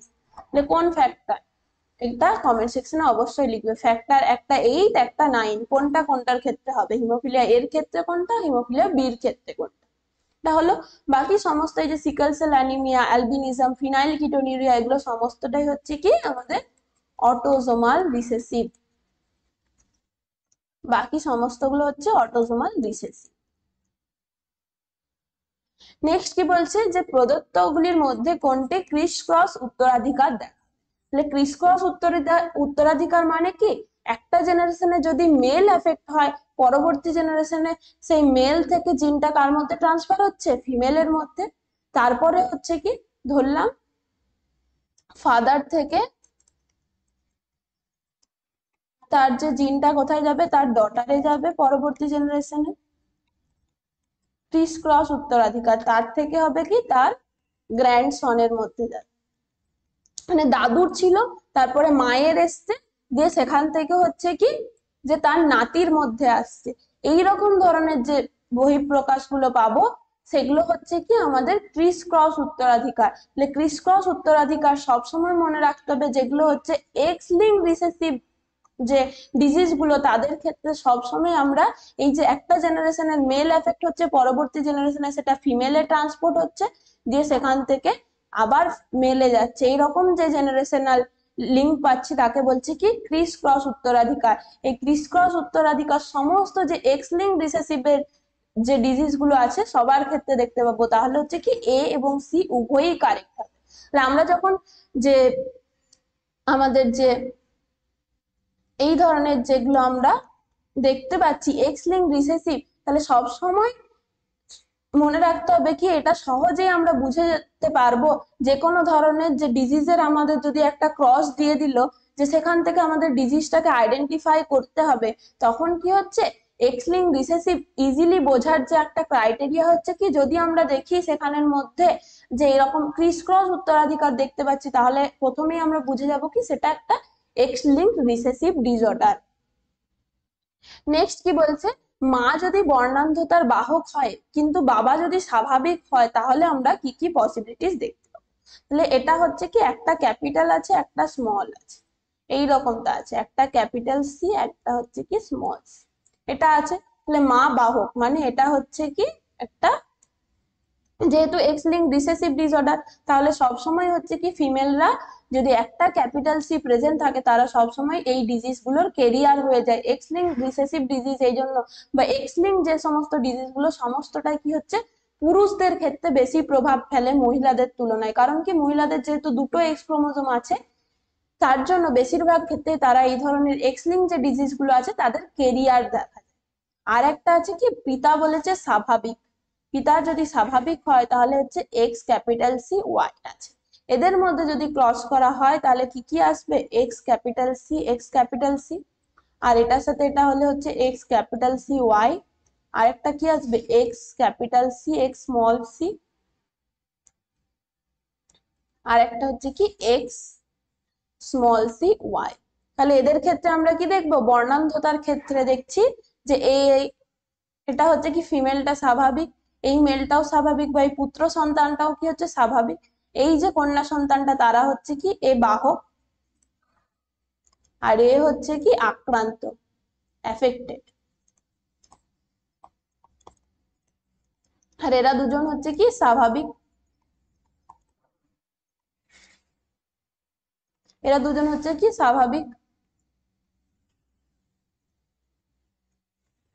তাহলে এখানে কি বলেছে যে সকল মেয়ে স্বাভাবিক হবে, স্বাভাবিক কি আছে এর যেহেতু বাহক আছে তবুও কি স্বাভাবিক, এর মধ্যে কোনো প্রকার আমাদের যে ডিজিজ কন্ডিশনের রোগ লক্ষণ কিছু প্রকাশ পাবে না, শুধুমাত্র সে কেরিয়ার স্টেটে থাকছে। তাহলে বাহককেও আমরা কি ধরি, স্বাভাবিকের মধ্যে ধরি। তাহলে অনেক ক্ষেত্রে বলে দেবে যে স্বাভাবিক, কিন্তু আমাদেরকে ধরতে হতে পারে সে বাহক। তাহলে এরকম আমরা কিন্তু ক্রস অনেক ক্ষেত্রে কন্ডিশন দেখতে পাবো। তাহলে বাহক হলেও তার ক্ষেত্রে যেহেতু কোনো রোগ লক্ষণ প্রকাশ পাচ্ছে না, তাকে আমরা কি ধরবো, স্বাভাবিক। আর অর্ধেক ছেলে 50-50 দেখতে পাচ্ছি যে পসিবিলিটিস আছে কি, সে অর্ধেক ছেলে স্বাভাবিক হবে, অর্ধেক ছেলে কি হচ্ছে বর্ণান্ধতায় আক্রান্ত হবে। তাহলে বি আর সি দুটোই হবে। তাহলে এটা অনেকে ভুল করবে যে শুধুমাত্র এই অপশনটা কারেক্ট করে আসবে, কিন্তু হচ্ছে কি যে একটা মেয়ে স্বাভাবিক আছে একটা মেয়ে বাহক আছে, যে বাহক আছে সেও তো স্বাভাবিক, তার মধ্যে তো আমরা কোনো রোগ লক্ষণ পাচ্ছি না, তাহলে তাকেও আমরা কি করব, স্বাভাবিকের মধ্যেই ইনক্লুড করা হবে। নেক্সট কি বলছে যে প্রদত্ত কোনটি আমাদের ডাউন সিনড্রোমের ক্যারিওটাইপ। তাহলে ডাউন সিনড্রোম মানে আমরা কি জানি যে 21তম ক্রোমোজোমের একটা ট্রাইজোমির জন্য হয়। 21তম ক্রোমোজোম যেটা আছে 21st ক্রোমোজোমের ট্রাইজোমি যদি হয়, ট্রাইজোমি মানে কি একটা এক্সট্রা ক্রোমোজোম থাকবে। এটা যদি হোমোলোগাস ক্রোমোজোম ছিল কি একটা পেয়ারে ছিল, তার তুলনায় কি হবে এখানে তিনটে পাবো, একটা এক্সট্রা ক্রোমোজোম এসে অ্যাড হয়েছে, এটা হচ্ছে কি নিউ অ্যাডেড ট্রাইজোমির ফলে যেটা একটা এক্সট্রা ক্রোমোজোম। তাহলে 21তম যে অটোজোমাল ক্রোমোজোম তার মধ্যে একটা এরকম এক্সট্রা ক্রোমোজোম যখন অ্যাড হচ্ছে তখন আমরা ডাউন সিনড্রোম দেখতে পাবো। তাহলে টোটাল আমাদের যে ক্রোমোজোমের সংখ্যা কত, 46, আর একটা ক্রোমোজোম অ্যাড হয়েছে মানে কি তখন আমাদের টোটাল ক্রোমোজোমের সংখ্যা কত হয়ে যাবে, 47। তাহলে 47 প্লাস হচ্ছে কি ক্যারিওটাইপ আমরা প্রকাশ করি কিভাবে, যে পুরুষদের ক্ষেত্রে তাহলে এখন ক্যারিওটাইপটা চেঞ্জ হয়ে কি হয়ে গেল 47XY, আর যেটা ডিফেক্টটা কোথায় আছে, আমাদের এক্সট্রা ক্রোমোজোমটা কোথায় আছে 21তম ক্রোমোজোমে, তার জন্য +21 এইভাবে প্রকাশ করা। এটা হচ্ছে পুরুষদের ক্ষেত্রে। আর যদি স্ত্রীদের ক্ষেত্রে বলা হয় তাহলে কি হবে, এক্সট্রা ক্রোমোজোম এসছে যেহেতু 47, তার সাথে কি হবে 47 কমা দিয়ে লিখতে হবে কি তাদের যে নর্মাল XX, প্লাস হচ্ছে কোথায় আমাদের যে চেঞ্জটা হয়েছে একটা এক্সট্রা ক্রোমোজোম কোথায় অ্যাড হয়েছে 21। তাহলে কোনটা হচ্ছে ক্যারিওটাইপ, এটাই হবে অপশন এটাই কারেক্ট। সবসময় মনে রাখতে হবে ট্রাইজোমি মানে কি একটা এক্সট্রা ক্রোমোজোম, 2n+1 কন্ডিশনকে আমরা বলি কি ট্রাইজোমি। তাহলে যখনই একটা এক্সট্রা ক্রোমোজোম আসবে টোটাল যে ক্রোমোজোমের সংখ্যাটা আমাদের বাড়ছে, কিন্তু এই XY আর XX এতে তো কোনো চেঞ্জ হবে না ডাউন সিনড্রোমে, এটা অটোজোমাল একটা ডিজিজ। তাহলে অটোজোমে একটা এক্সট্রা ক্রোমোজোম অ্যাড হয়েছে, যখন আমরা দেখবো যে সেক্স যে ক্রোমোজোম গুলো আছে X বা Y এর চেঞ্জ হচ্ছে, তখন আমাদের কিন্তু এই জায়গাতে চেঞ্জটা আসবে, সাথে এখানে চেঞ্জ আসবে। নেক্সট কি বলছে যে প্রদত্ত কোনটি ডাউন সিনড্রোমের বৈশিষ্ট্য বা লক্ষণ। তাহলে ডাউন সিনড্রোম যে অটোসোমাল একটা কন্ডিশন দেখলাম, অটোসোমাল একটা এক্সট্রা ক্রোমোজোমের জন্য হচ্ছে, আর এই সমস্ত কন্ডিশন গুলো কিসের জন্য হয়, ক্রোমোজোমের নন ডিসজাংশনের জন্য হয়। তাহলে ঠিকঠাক ভাবে যখন হোমোলোগাস ক্রোমোজোম পেয়ার্ড আপ হচ্ছিল, তখন যদি একটা এক্সট্রা ক্রোমোজোম তার সাথে অ্যাড হয়ে যায়, তখন এই ধরনের যে জেনেটিক্যাল কন্ডিশন গুলো তৈরি হচ্ছে, এই যে ঘটনাটাকে আমরা বলছি কি নন ডিসজাংশন। তাহলে এই ডাউন সিনড্রোমের ক্ষেত্রে বিভিন্ন ক্যারেক্টারিস্টিক্স দেখবো, তাদের যে গ্রোথ অ্যান্ড ডেভেলপমেন্ট ঠিকঠাক ভাবে হবে না, মেন্টাল রিটার্ডেশন দেখা যাবে। আর একটা ইম্পর্টেন্ট ক্যারেক্টারিস্টিক্স ডাউন সিনড্রোমের ক্ষেত্রে হচ্ছে কি, এই যে হাতের তালুতে আমাদের নর্মাল তো যে সিম্পল যে ক্রিজ গুলো থাকে সেগুলো হচ্ছে কি হালকা, কিন্তু যে ডাউন সিনড্রোমের যদি একটা বাচ্চাকে দেখা হয়, তাহলে তাদের ক্ষেত্রে এরকম ডিপ ক্রিজ পুরো হাতের মাঝখান দিয়ে একটা যে ভাঁজ থাকবে, তাকে আমরা বলি কি সিমিয়ান ক্রিজ। আর মুখ সবসময় হা করে থাকছে, তাদের বিভিন্ন যে মাসেল, যেগুলো আমাদের মাসেল মুভমেন্টে অসুবিধা হয়, সবসময় একটা জিভ বার করে থাকে, লালা ক্ষরণ হয়, এই সমস্ত ক্যারেক্টারিস্টিক্স গুলো সমস্তটাই আমরা কি ডাউন সিনড্রোমের একটা বাচ্চার ক্ষেত্রে দেখতে পাবো। নেক্সট কি বলছে, ডাউন সিনড্রোমের কারণ হলো, তাহলে এটা আর বলতে হবে কি, ডাউন সিনড্রোম মানে কি হচ্ছে, ট্রাইজোমি হচ্ছে, একটা এক্সট্রা ক্রোমোজোম আসছে। নর্মাল আমরা কি জানি 2n কন্ডিশন আছে আমাদের, ডিপ্লয়েড কন্ডিশন 2n, তার সাথে একটা extra chromosome 2n equals to আমরা কি জানি, হিউম্যানের ক্ষেত্রে 46 প্লাস 1 হয়ে গেছে মানে 47 কন্ডিশন তৈরি হচ্ছে, তাকে বলছে কি ট্রাইজোমি। আর সেক্স ক্রোমোজোমের মোনোজোমি মানে কি 2n মাইনাস 1, একটা যখন কমছে তখন হচ্ছে কি 2n মানে কি ছিল 46 মাইনাস 1 হলো 45, যখন ক্রোমোজোম, এটার ক্ষেত্রে ক্রোমোজোম সংখ্যা 47, এটার ক্ষেত্রে কত হবে 45, তাহলে মোনোজমির ক্ষেত্রে হবে। আর হচ্ছে কি আরেকটা কন্ডিশন হয় নালিজমি। নালিজমি মানে কি 2n মাইনাস 2, তখন ক্রোমোজোম সংখ্যা কত যাবে 42, মানে একটা টোটাল যে হোমোলোগাস ক্রোমোজোমের সেট পুরোপুরি সেটাই যখন আলাদা হয়ে গেল, মানে বাদ থেকে গেল, তাকে বলছি কি নালিজমি। এই নালিজমি সাধারণত দেখা যায় না, খুবই রেয়ার কন্ডিশন যে নালিজমির বাচ্চা বা কেউ এই ধরনের জেনেটিক্যাল ডিজিজের ক্ষেত্রে যে বাঁচার সম্ভাবনা খুবই কম। তাহলে টোটালি যে এই যে একটা হোমোলোগাস ক্রোমোজোমের সেটটাই পুরোপুরি যদি ভ্যানিশ হয়ে গেল, তখন তাকে বলবো কি নালিজমি। তাহলে এটা কোনটা হচ্ছে আমাদের এ। নেক্সট কি বলছে, নিচের কোনটি টার্নার সিনড্রোমের উদাহরণ। কারণ টার্নার সিনড্রোমে আমরা কি দেখতে পাই, টার্নার সিনড্রোমে একটা সেক্স ক্রোমোজোম কম থাকে, মানে কি যদি ফিমেলদের ক্ষেত্রে বলি তাহলে কি থাকে 44 প্লাস XX থাকে নর্মালি, কিন্তু এদের ক্ষেত্রে কি দেখা যাবে যে যারা টার্নার সিনড্রোমে আক্রান্ত তাদের ক্ষেত্রে একটা এক্স ক্রোমোজোম প্রেজেন্ট থাকবে। 44 প্লাস X0 দিয়ে প্রকাশ করা হয়, মানে টোটাল ক্রোমোজোমের সংখ্যা কত হবে 45, আর 45 মানে বলেছি কি 2n মাইনাস 1, তাহলে 2n মাইনাস 1 মানে সেটা হচ্ছে কি মোনোজমি। আর মোনোজমি কিসের হচ্ছে, এক্স ক্রোমোজোমের বা সেক্স ক্রোমোজোমাল মোনোজমির জন্য আমরা কি দেখতে পাচ্ছি, টার্নার সিনড্রোম দেখতে পাবো। সেক্স ক্রোমোজোমাল মোনোজমি, যেহেতু একটা এক্স ক্রোমোজোম আমাদের প্রেজেন্ট থাকছে না, একটা এক্স ক্রোমোজোমের অ্যাবসেন্সের জন্য কি হয়, টার্নার সিনড্রোম দেখা যায়। নেক্সট কি বলছে, প্রদত্ত কোনটি টার্নার সিনড্রোমের লক্ষণ। টার্নার সিনড্রোম মানে কি ফিমেলদের ক্ষেত্রে টার্নার সিনড্রোম দেখা যাচ্ছে, একটা যেহেতু এক্স ক্রোমোজোম প্রকাশ পাচ্ছে না, তাহলে তাদের ক্ষেত্রে যে ফিমেল ক্যারেক্টারিস্টিক্স গুলো সমস্ত কিছু, যে আমাদের রিপ্রোডাকশনের জন্য যা যা ক্যারেক্টারিস্টিক্স, সেকেন্ডারি যে সমস্ত ক্যারেক্টারিস্টিক্স, তারপরে গ্রোথ অ্যান্ড ডেভেলপমেন্ট সমস্তটাই কি হবে, এফেক্ট করবে। এই যে বৃদ্ধির হার কম হবে, স্ত্রী দেহ ছোটখাটো, হাত পা গুলো ছোট আকৃতির হবে, যে পুরোপুরি গ্রোথ অ্যান্ড ডেভেলপমেন্টটাকে কি করে দিচ্ছে, যে এক্স ক্রোমোজোম যে সমস্ত ক্যারেক্টারিস্টিক্স গুলোকে প্রকাশ পায় সমস্তটাই তো ডিপ্রেসড হচ্ছে, একটা যদি এক্স ক্রোমোজোম প্রেজেন্ট না থাকে তাহলে এই সমস্ত ক্যারেক্টারিস্টিক্স গুলো দেখতে পাবো। বুদ্ধির বা মেন্টাল ডেভেলপমেন্ট এগুলোও কম হবে, তার সাথে কি হবে, বন্ধ্যা প্রকৃতি, স্টেরাইল হয়। এই সমস্ত যে টার্নার সিনড্রোমে আক্রান্ত যদি মহিলা হয়, তার ক্ষেত্রে যে বাচ্চা জন্ম দেওয়ার সম্ভাবনা কিন্তু খুবই কম, কারণ এক্স ক্রোমোজোম একটা এক্স ক্রোমোজোম নেই, তার সাথে সাথে যে বিভিন্ন ধরনের যে ইস্ট্রোজেনের এফেক্ট, ডিম্বাশয় গঠন হচ্ছে, স্তন গ্রন্থির গঠন হচ্ছে, এই সমস্তগুলো বিভিন্ন যে হরমোনাল এফেক্ট, ফিমেল যে হরমোনাল এফেক্ট, এগুলো কি হবে, কম হবে। তাহলে সবকটি অপশনই আমরা টার্নার সিনড্রোমের ক্ষেত্রে এই ক্যারেক্টারিস্টিক্স গুলো পাবো। নেক্সট কি বলছে যে টার্নার সিনড্রোমের ক্ষেত্রে কোন প্রকার সজ্জা দেখতে পাই আমরা? টার্নার সিনড্রোমের ক্ষেত্রে যৌন যে ক্রোমোজোম জনিত যে সজ্জাটা আমরা কি পাচ্ছিলাম, 44+X0, এই কন্ডিশনটা হচ্ছে টার্নার সিনড্রোমের ক্ষেত্রে।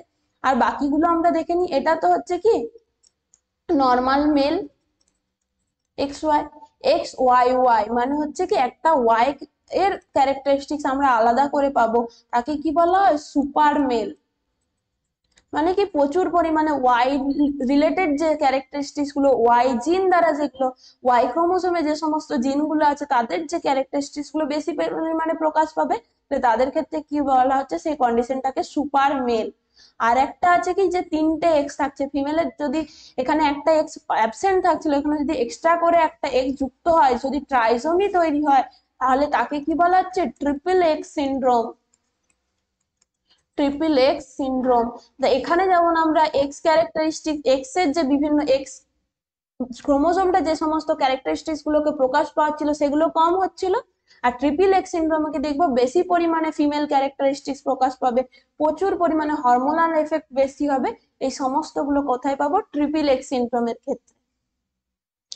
নেক্সট কি বলছে, ক্লাইন ফিল্টার সিনড্রোম। ক্লাইন ফিল্টার সিনড্রোমটাও হচ্ছে কি একটা আমাদের যে এই রকম কন্ডিশন XXY, এটা হচ্ছে কি মেলদের ক্ষেত্রে দেখতে পাবো, একটা এক্সট্রা এক্স ক্রোমোজোম প্রেজেন্ট থাকবে, মানে এটাও কি হবে 44+XXY, এরকম কন্ডিশন তৈরি হবে, মানে টোটাল ক্রোমোজোম কত হচ্ছে 47, তাহলে এটাও কি হবে 2n+1। কিন্তু এটা হচ্ছে কি যে লিঙ্গ সংযোজিত বা sex chromosomal trisomy, sex chromosomal ট্রাইজোমির জন্য আমরা কি পাবো, ক্লাইন ফিল্টার সিনড্রোম। তাহলে মেলদের ক্ষেত্রে একটা যেহেতু এক্সট্রা ক্যারেক্টারিস্টিক্স, একটা এক্সট্রা এক্স পাচ্ছি, তাহলে ফিমেল ক্যারেক্টারিস্টিক্স গুলো আমরা কি দেখতে পাবো, কিছু কিছু ফিমেল ক্যারেক্টারিস্টিক্স এই মেলের ক্ষেত্রে একটা পুরুষের ক্ষেত্রে মহিলাদের যে বৈশিষ্ট্যগুলো প্রকাশ পাবে, স্তন গ্রন্থির বৃদ্ধি পাচ্ছে, তারপর হচ্ছে কি যে গলার আওয়াজ অনেকটা কি হবে ফিমেলদের মতো হচ্ছে, তারপরে যে শরীরের গঠন সেটাও হচ্ছে কি ফিমেল স্ট্রাকচার অনেকটা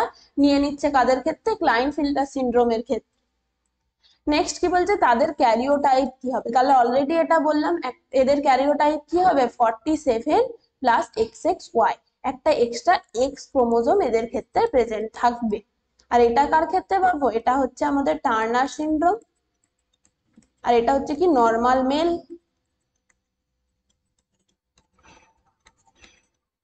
আর এটা পাবো তো ডাউন সিনড্রোমের ক্ষেত্রে 47, আর 21তম যে ক্রোমোজোমে আমাদের অটোজোমের মধ্যে ট্রাইজোমি হচ্ছে, তাহলে এটা হচ্ছে ডাউন সিনড্রোম।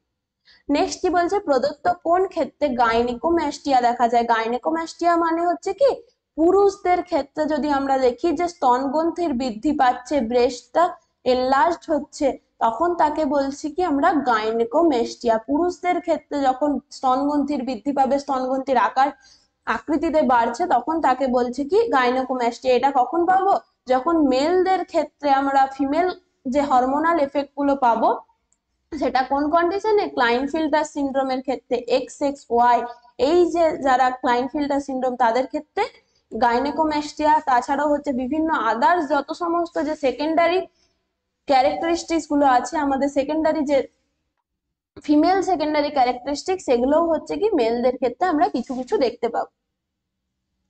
নেক্সট কি বলছে যে ক্লাইনফিল্টার সিনড্রোমের লক্ষণগুলি কি। এই যে বললাম ক্লাইনফিল্টার সিনড্রোমের ক্ষেত্রে কি কি পাবো, যে মেল ক্যারেক্টারিস্টিক্সটা কম হচ্ছে, ফিমেল ক্যারেক্টারিস্টিক্স গুলো যেহেতু দুটো এক্স প্রেজেন্ট আছে, ফিমেল ক্যারেক্টারিস্টিক্স গুলো বেশি পরিমাণে প্রকাশ পাবে। তাহলে মেল ক্যারেক্টারিস্টিক্স কম প্রকাশ পাবে মানে কি শুক্রাশয় বা টেস্টিসের যে ঠিকঠাক ভাবে তার ডেভেলপমেন্ট হচ্ছে না, ক্ষুদ্র আকৃতির হচ্ছে শুক্রাণু উৎপাদন বা স্পার্মের প্রোডাকশন, এরাও কি হয় স্টেরাইল প্রকৃতির হয়। বেশিরভাগ ক্ষেত্রে এই ক্লাইনফিল্টারে আক্রান্ত যে পুরুষরা, তারা স্টেরাইল প্রকৃতির হয়, তারা জনন বা রিপ্রোডাকশনে অক্ষম। আর স্তনগ্রন্থি বিকশিত হয়, এটা বললাম গাইনেকোম্যাস্টিয়া দেখতে পাবো। তার সাথে যত সমস্ত এই যে জেনেটিক্যাল ডিজিজ গুলো দেখছি, ডাউন সিনড্রোম, তারপরে হচ্ছে আমাদের টার্নার সিনড্রোম, ক্লাইনফিল্টার সিনড্রোম, সবগুলোর ক্ষেত্রে একটা কমন কি দেখতে পাচ্ছি আমরা, যে mental growth and development, mental retardation, যতটা আমাদের যে ইন্টেলিজেন্স পাওয়ার সেগুলো কি হবে, কম হবে এই সমস্ত যারা জেনেটিক্যাল ডিজিজে আক্রান্ত তাদের ক্ষেত্রে। আর দৃষ্টিশক্তি দুর্বল হবে, দেরিতে কথা বলতে শিখবে, এইগুলোও কিন্তু আমাদের কাকে ডিনোট করছে, মেন্টাল রিটার্ডেশন বা জড়বুদ্ধি সম্পন্ন যাদের ক্ষেত্রে গ্রোথ অ্যান্ড ডেভেলপমেন্ট দেরিতে হবে, তারাই কি হচ্ছে, দেরিতে কথা বলতে শিখবে। এই সমস্ত ক্যারেক্টারিস্টিক্স গুলোই আমরা ক্লাইনফিল্টারের ক্ষেত্রে পাবো। নেক্সট কি বলছে, একসংকর জননের যদি F2 জনুতে এটা পাই আমরা, ফিনোটাইপিক অনুপাত নিচের কোনটির উপস্থিতি প্রমাণ করে। তাহলে নিচের কোনটি, F2 জনুতে আমরা কি রেখেছিলাম, একসংকর জননে ফিনোটাইপিক অনুপাত কি ছিল, 3:1, কিন্তু এখানে আমাদের বলে দিয়েছে যে ফিনোটাইপিক অনুপাতটা আমাদের কি আছে, 1:2:1। এটা কোন ক্ষেত্রে পসিবল, যেটা আমরা উদাহরণ দেখলাম ক্যাপিটাল আর, এটার ক্ষেত্রে যদি দেখি F1 জনুতে পাচ্ছি ক্যাপিটাল আর স্মল আর, এদের মধ্যে যদি আবার ক্রস করানো হয় তাহলে F2 জনুতে কি পাবো, capital R capital R, capital R small R, আর স্মল আর, এগুলো পাচ্ছি। তাহলে এটা হচ্ছে কি দুটো পাবো, এটা হচ্ছে কি দুটো পাচ্ছি। তাহলে এটা হবে কি, রেড ফেনোটাইপিক্যালি দেখতে গেলে এটা হচ্ছে 1:2, এটা হচ্ছে পিঙ্ক 2:1, আবার জেনোটাইপিক্যালিও কি হচ্ছে 1:2:1। তাহলে সবসময় মনে রাখতে হবে F2 জনুতে যদি ফিনোটাইপিক অনুপাত 1:2:1 কার ক্ষেত্রে পাবো, অসম্পূর্ণ প্রকটতার ক্ষেত্রে। আর এটাও মনে রাখতে হবে কি, যে অসম্পূর্ণ প্রকটতার ক্ষেত্রে শুধুমাত্র যে F2 জনুতে ফিনোটাইপিক অনুপাতও 1:2:1, আবার জেনোটাইপিক অনুপাতটাও কি হবে, সেম 1:2:1। নেক্সট কি বলছে, কোনটির ক্ষেত্রে ফেনোটাইপিক এবং জেনোটাইপিক অনুপাত একই হয়, সেম কথাই আবার আমাদের বলেছে।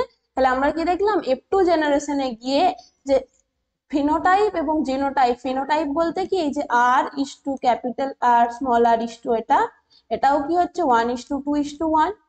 আবার হচ্ছে রেড:2, যদি ফিনোটাইপিক্যালি দেখি রেড:2 পিঙ্ক:2 কি হচ্ছে হোয়াইট, এটাও কি হবে 1:2:1। তাহলে এটা হচ্ছে কি অসম্পূর্ণ প্রকটতা। নেক্সট কি বলছে, কোন জীবের ফিনোটাইপে যদি প্রচ্ছন্ন অ্যালিলের প্রকাশ ঘটে তাকে কি বলবো, বা কোন কন্ডিশনে শুধুমাত্র যে প্রচ্ছন্ন অ্যালিলটা প্রকাশ পাবে। তাহলে প্রচ্ছন্ন অ্যালিলকে প্রকাশ পেতে হলে আমরা কি বললাম, প্রচ্ছন্ন একটা ডিজিজ সবসময় প্রকাশ পাবে কি, হোমোজাইগাস কন্ডিশনে যদি এরকম থাকে। বা হচ্ছে যদি আমরা মটর গাছের কথা বলি, তাহলে খর্বাকৃতি যে প্রচ্ছন্ন অ্যালিল গুলো প্রকাশ পাবে কখন, তাদের যে বৈশিষ্ট্যটা প্রকাশ পাচ্ছে, যখন দুটোই একই সাথে শুধুমাত্র প্রচ্ছন্ন অ্যালিল প্রেজেন্ট থাকবে, সেটা হচ্ছে কি কেবলমাত্র হোমোজাইগাস অবস্থাতেই আমাদের যে প্রচ্ছন্ন অ্যালিল বা রিসেসিভ যে অ্যালিল গুলো আছে তারা তাদের যে বহিঃপ্রকাশ বা তাদের যে এক্সপ্রেশনে হেল্প করবে কে, হোমোজাইগাস কন্ডিশন। নেক্সট কি বলছে, রক্তশ্রেণী নিয়ন্ত্রণকারী আই জিনে 3টি অ্যালিলের কোনটি শর্করা উৎপাদন করেন না। তাহলে রক্তশ্রেণীর জন্য আমরা কি কি পড়লাম, IA আছে, IB আছে, আর একটা স্মল আই আছে, হলো। এরপর কি বলেছে, কোনটি কোনো প্রকার শর্করা উৎপন্ন করে না, মানে কি, এই যে আমরা যদি একটা ছক বানাই, এদিকে A ব্লাড গ্রুপ, এদিকে B blood group, AB blood group, আর এদিকে হচ্ছে O ব্লাড, আর এখানে প্রেজেন্টিং অ্যান্টিবডি, অ্যান্টিজেন কি প্রেজেন্ট আছে, প্রেজেন্ট কি অ্যান্টিবডি আছে, আর কি হচ্ছে কাদের থেকে সে ব্লাড নিতে পারবে। এটা যদি আমরা একটা ছক বানিয়ে নিই, অনেকগুলো কোশ্চেন একসাথে করতে পারবো, যে কার কাছ থেকে নিতে পারবে, হু ক্যান ডোনেট, বা কাদের কাছ থেকে একসেপ্ট করতে পারবে, ব্লাড একসেপ্ট ফ্রম, হলো। তাহলে এবি যদি ব্লাড গ্রুপ হয়, তাহলে এবি ব্লাড গ্রুপের ক্ষেত্রে সবসময় মনে রাখতে হবে কি প্রেজেন্ট আছে, এ অ্যান্টিজেন প্রেজেন্ট আছে। এই এ অ্যান্টিজেনই কি করে, এই অ্যান্টিজেন গুলো হচ্ছে কি আলটিমেটলি যে আরবিসির দেওয়ালে লেগে থাকে, এই অ্যান্টিজেন গুলো, যে অ্যান্টিজেন গুলোর কথা বলছি, এ অ্যান্টিজেন, বি অ্যান্টিজেন, তারা কি করে কার্বোহাইড্রেট উৎপন্ন করে। এই যে অ্যান্টিজেন গুলো আরবিসি স্ট্রাকচারের মধ্যে, আরবিসির যে ওয়ালের মধ্যে প্রেজেন্ট থাকছে, তারা আলটিমেটলি কি করছে, যে তাদের স্ট্রাকচারটা তৈরি হচ্ছে কার মাধ্যমে, শর্করা উৎপাদন বা কার্বোহাইড্রেটের মাধ্যমে। তাহলে অ্যান্টিজেন উৎপন্ন করা মানে কি শর্করা উৎপন্ন করা, তাদের স্ট্রাকচারটাই হচ্ছে কি শর্করা দিয়ে তৈরি। তাহলে এ অ্যান্টিজেন থাকে, আর অ্যান্টিবডি কি থাকে, অ্যান্টি বি অ্যান্টিবডি থাকে। আর কার কাছ থেকে ব্লাড নিতে পারবে, এ নিজের কার কাছ থেকে ব্লাড নিতে পারবে, এটা পরে দেখছি। বি কার কাছে, বি এর মধ্যে বি অ্যান্টিজেন থাকে, অ্যান্টিবডি কি থাকে, অ্যান্টি এ। এবির ক্ষেত্রে কি পাবো, এ আর বি দুটো অ্যান্টিজেনই থাকবে কিন্তু কোনো প্রকার অ্যান্টিবডি প্রেজেন্ট থাকবে না। আবার ও ব্লাড গ্রুপের ক্ষেত্রে কি দেখবো, কোনো প্রকার অ্যান্টিজেন নেই কিন্তু এ, অ্যান্টি এ আর অ্যান্টি বি দুটো অ্যান্টিবডি আছে, দুটো কি অ্যান্টিবডি আছে। তাহলে এই ধরনের, তাহলে এর ক্ষেত্রে যেহেতু কোনো অ্যান্টিজেন নেই, এ কি করতে পারবে না, আমাদের যে কোনো প্রকার শর্করা উৎপন্ন করবে না। যারা অ্যান্টিজেন প্রেজেন্ট থাকবে, যে সমস্ত ব্লাড গ্রুপে অ্যান্টিজেন প্রেজেন্ট থাকবে তারাই কি করবে, যে শর্করা, সেই সমস্ত অ্যালিল গুলো কি করবে, শর্করা উৎপন্ন করছে। তাহলে I0, যে ও ব্লাড গ্রুপের জন্য যে অ্যান্টিজেন যেহেতু কোনো প্রেজেন্ট থাকছে না, এরা কি করতে পারে না, কোনো প্রকার শর্করা উৎপন্ন করতে পারে না। এটা হলো। নেক্সট হচ্ছে কার থেকে ব্লাড নিতে পারবে, এ ব্লাড গ্রুপ সে নিজের ব্লাড গ্রুপ এ থেকে নিতে পারবে। আর কি, যার কাছে কোনো প্রকার অ্যান্টিজেন নেই সেটা হচ্ছে কি ও ব্লাড, যার কাছে কোনো প্রকার অ্যান্টিজেন নেই সে সবাইকে দিতে পারে। ও হচ্ছে কি ইউনিভার্সাল ডোনার, ইউনিভার্সাল ডোনার হচ্ছে কি ও ব্লাড গ্রুপ সবাইকে দিতে পারে, নিজের কাছে কোনো অ্যান্টিজেন নেই, শুধুমাত্র অ্যান্টিবডি আছে, বলছে সবাইকে সে অ্যান্টিবডি দান করবে, সে হচ্ছে এ আর ও হলো। এবার হচ্ছে অ্যান্টি, যে যে বি ব্লাড গ্রুপ সে বির কাছ থেকে নিতে পারবে, আর ওর কাছ থেকে সবাই নিতে পারবে, ওর কোনো অসুবিধা নেই। শুধুমাত্র হচ্ছে কে নিতে পারবে না ওর কাছ থেকে, AB blood group. AB blood group কার কাছ থেকে নিতে পারবে, এবি ব্লাড গ্রুপ হচ্ছে কি, না সরি, ইউনিভার্সাল অ্যাকসেপ্টার হচ্ছে এবি, মানে এর কাছ থেকেও নিতে পারবে, বি এর কাছ থেকেও নিতে পারবে। আবার কি হচ্ছে তার মধ্যে, যে এবি নিজের থেকে নিতে পারবে, আবার ওর থেকেও নিতে পারবে। ইউনিভার্সাল ডোনার হচ্ছে যেহেতু ও, তার মানে সবাইকে সে দিতে পারবে, আর ও শুধুমাত্র ওর কাছ থেকেই নিতে পারবে। ও ব্লাড গ্রুপ কিন্তু যেহেতু বাকি সমস্ত গুলোতে অ্যান্টিজেন আছে, ও কারোর কাছ থেকে, অন্য কারোর কাছ থেকে সে অ্যান্টিজেন নেবে না। অ্যান্টিজেন মানে মনে রাখতে হবে সে আমাকে ক্ষতি করবে, অ্যান্টিবডির কোনো ক্ষতিকারক প্রভাব নেই কিন্তু অ্যান্টিজেনের কি আছে, ক্ষতিকারক প্রভাব আছে। তাহলে ওর নিজের কোনো অ্যান্টিজেন নেই, ও কেন চাইবে যে লোকের একটা অ্যান্টিজেনকে নেবে, ও শুধুমাত্র নিজের ব্লাড গ্রুপের রক্ত নিতে পারে। কিন্তু এবির মধ্যে কি আছে, অ্যান্টিজেন আছে, তাহলে ও যে কোনো কারোর কাছ থেকে, এবি হচ্ছে কি ইউনিভার্সাল অ্যাকসেপ্টার, যে কোনো ব্লাড গ্রুপের থেকে সে কি করতে পারে, রক্ত নিতে পারে। আর ও হচ্ছে ইউনিভার্সাল ডোনার, এই জিনিসগুলো মনে রাখতে হবে। নেক্সট কি বলছে, যে মা ও বাবার একজনের রক্ত শ্রেণীর মধ্যে, কি বলছে, একজনের রক্ত শ্রেণী এ, আরেকজনের হচ্ছে বি, তাহলে তাদের সন্তানের কি হবে। তাহলে অ্যালিল গুলো আমাদের বলে দিয়েছে, I0 প্রেজেন্ট আছে, তার সাথে ক্রস হবে কার, IB I0। তাহলে কি কি পসিবল হতে পারে, এখান থেকে এক একটা করে, যে আমরা যদি আলাদা আলাদা অ্যালিল গুলোকে পাবো, কি গ্যামেট ফর্মেশন হচ্ছে IA I0, এখানে IB I0। তাহলে তাদের যে সন্তানদের মধ্যে কি কি আসতে পারে, এটা গুলো হচ্ছে কি গ্যামেট গুলো এক একটা আলাদা আলাদা। তাহলে তাদের সন্তানদের মধ্যে কি কি পসিবিলিটিস আসবে, IA IB আসতে পারে, আর হচ্ছে কি IA I0 আসতে পারে, IB I0 আসতে পারে, আর কি হচ্ছে দুটোই I0 আসতে, এটা হলো। তাহলে এটা হচ্ছে কি এ ব্লাড গ্রুপ, সরি এটা এবি ব্লাড গ্রুপ, এটা এ ব্লাড গ্রুপ, এটা বি ব্লাড গ্রুপ, আর এটা হচ্ছে ও ব্লাড গ্রুপ। তাহলে সমস্ত ব্লাড গ্রুপই কিন্তু পসিবল আছে, তাদের সন্তানদের মধ্যে যে কোনো টাইপের কিন্তু ব্লাড গ্রুপ, এই এ বি ও যে কোনো ব্লাড গ্রুপ হতে পারে।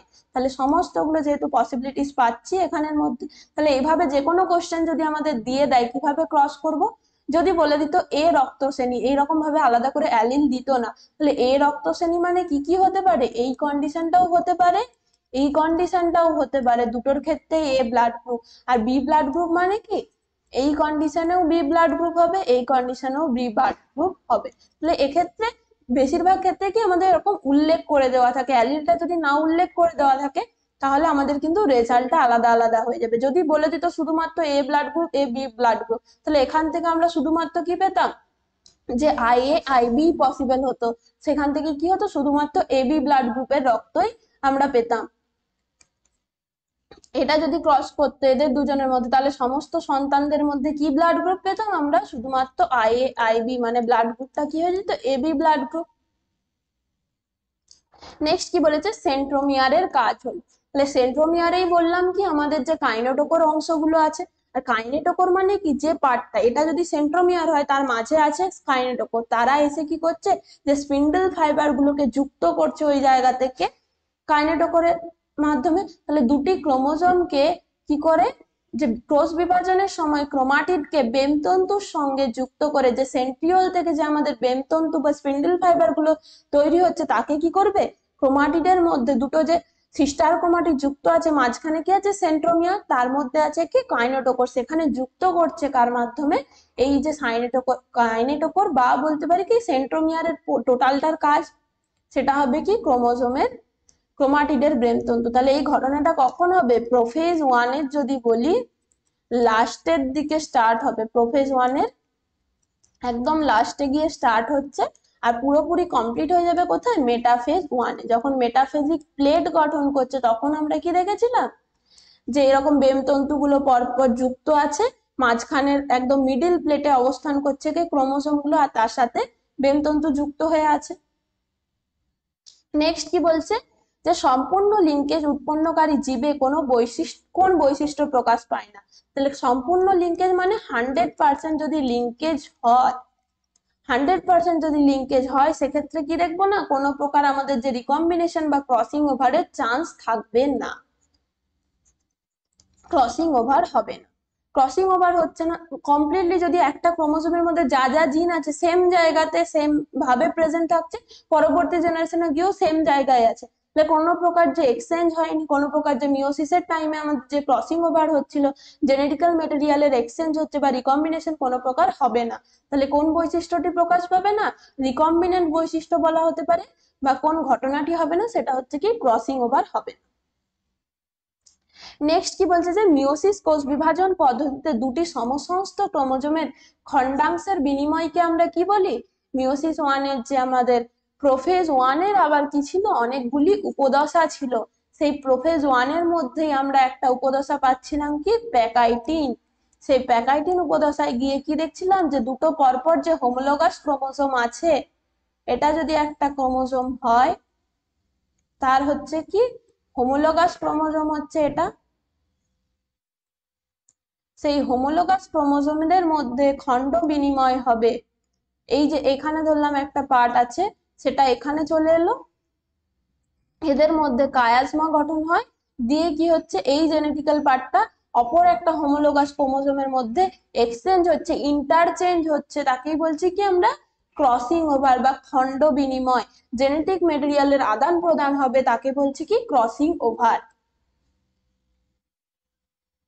নেক্সট কি বলছে, যে পুরুষ মৌমাছি হলো, পুরুষ মৌমাছি বা যেগুলোকে আমরা বলছি ড্রোন, এই পুরুষ মৌমাছি কি হয়, ডিরেক্টলি আমাদের যে হ্যাপ্লয়েড এগ আছে, হ্যাপ্লয়েড এগ থেকে কোনো প্রকার নিষেক সম্পাদন ছাড়াই, নিষেক হচ্ছে না, ডিরেক্টলি সেগুলো কি করছে উইদাউট ফার্টিলাইজেশন, যে পার্থেনোজেনেসিস প্রক্রিয়ায়, আমরা কি পড়েছিলাম, যে পার্থেনোজেনেসিস প্রক্রিয়া হয় কখন, যে হ্যাপ্লয়েড এগ সেল আছে, সে কোনো প্রকার উইদাউট ফার্টিলাইজেশন সে গিয়ে কি করছে মেল বি বা ড্রোন তৈরি করছে, তারাই হচ্ছে কি, তাহলে সবসময় এরা কি ছিল হ্যাপ্লয়েড, ডিরেক্টলি কোনো প্রকার কিছু হয়নি, নিষেক সম্পন্ন হয়নি, তাহলে পুরুষ মৌমাছিও কি থাকবে, তাদের যে প্লয়েডিটাও কি হবে হ্যাপ্লয়েড প্রকৃতিরই হবে, অপশন কি হচ্ছে এ।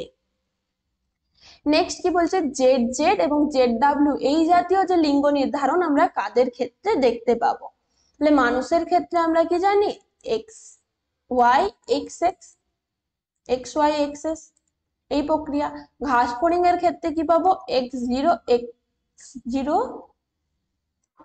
X X, sorry X zero X Y এরকম পাবো, এটা হচ্ছে ফিমেলটা, এটা হচ্ছে মেলটা, এক্স জিরো এক্স ওয়াই এরকম কন্ডিশন পাবো ঘাস ফড়িং এর ক্ষেত্রে, কিন্তু পাখির ক্ষেত্রে আমরা এই যে জেড জেড জেড ডাব্লিউটা পাই।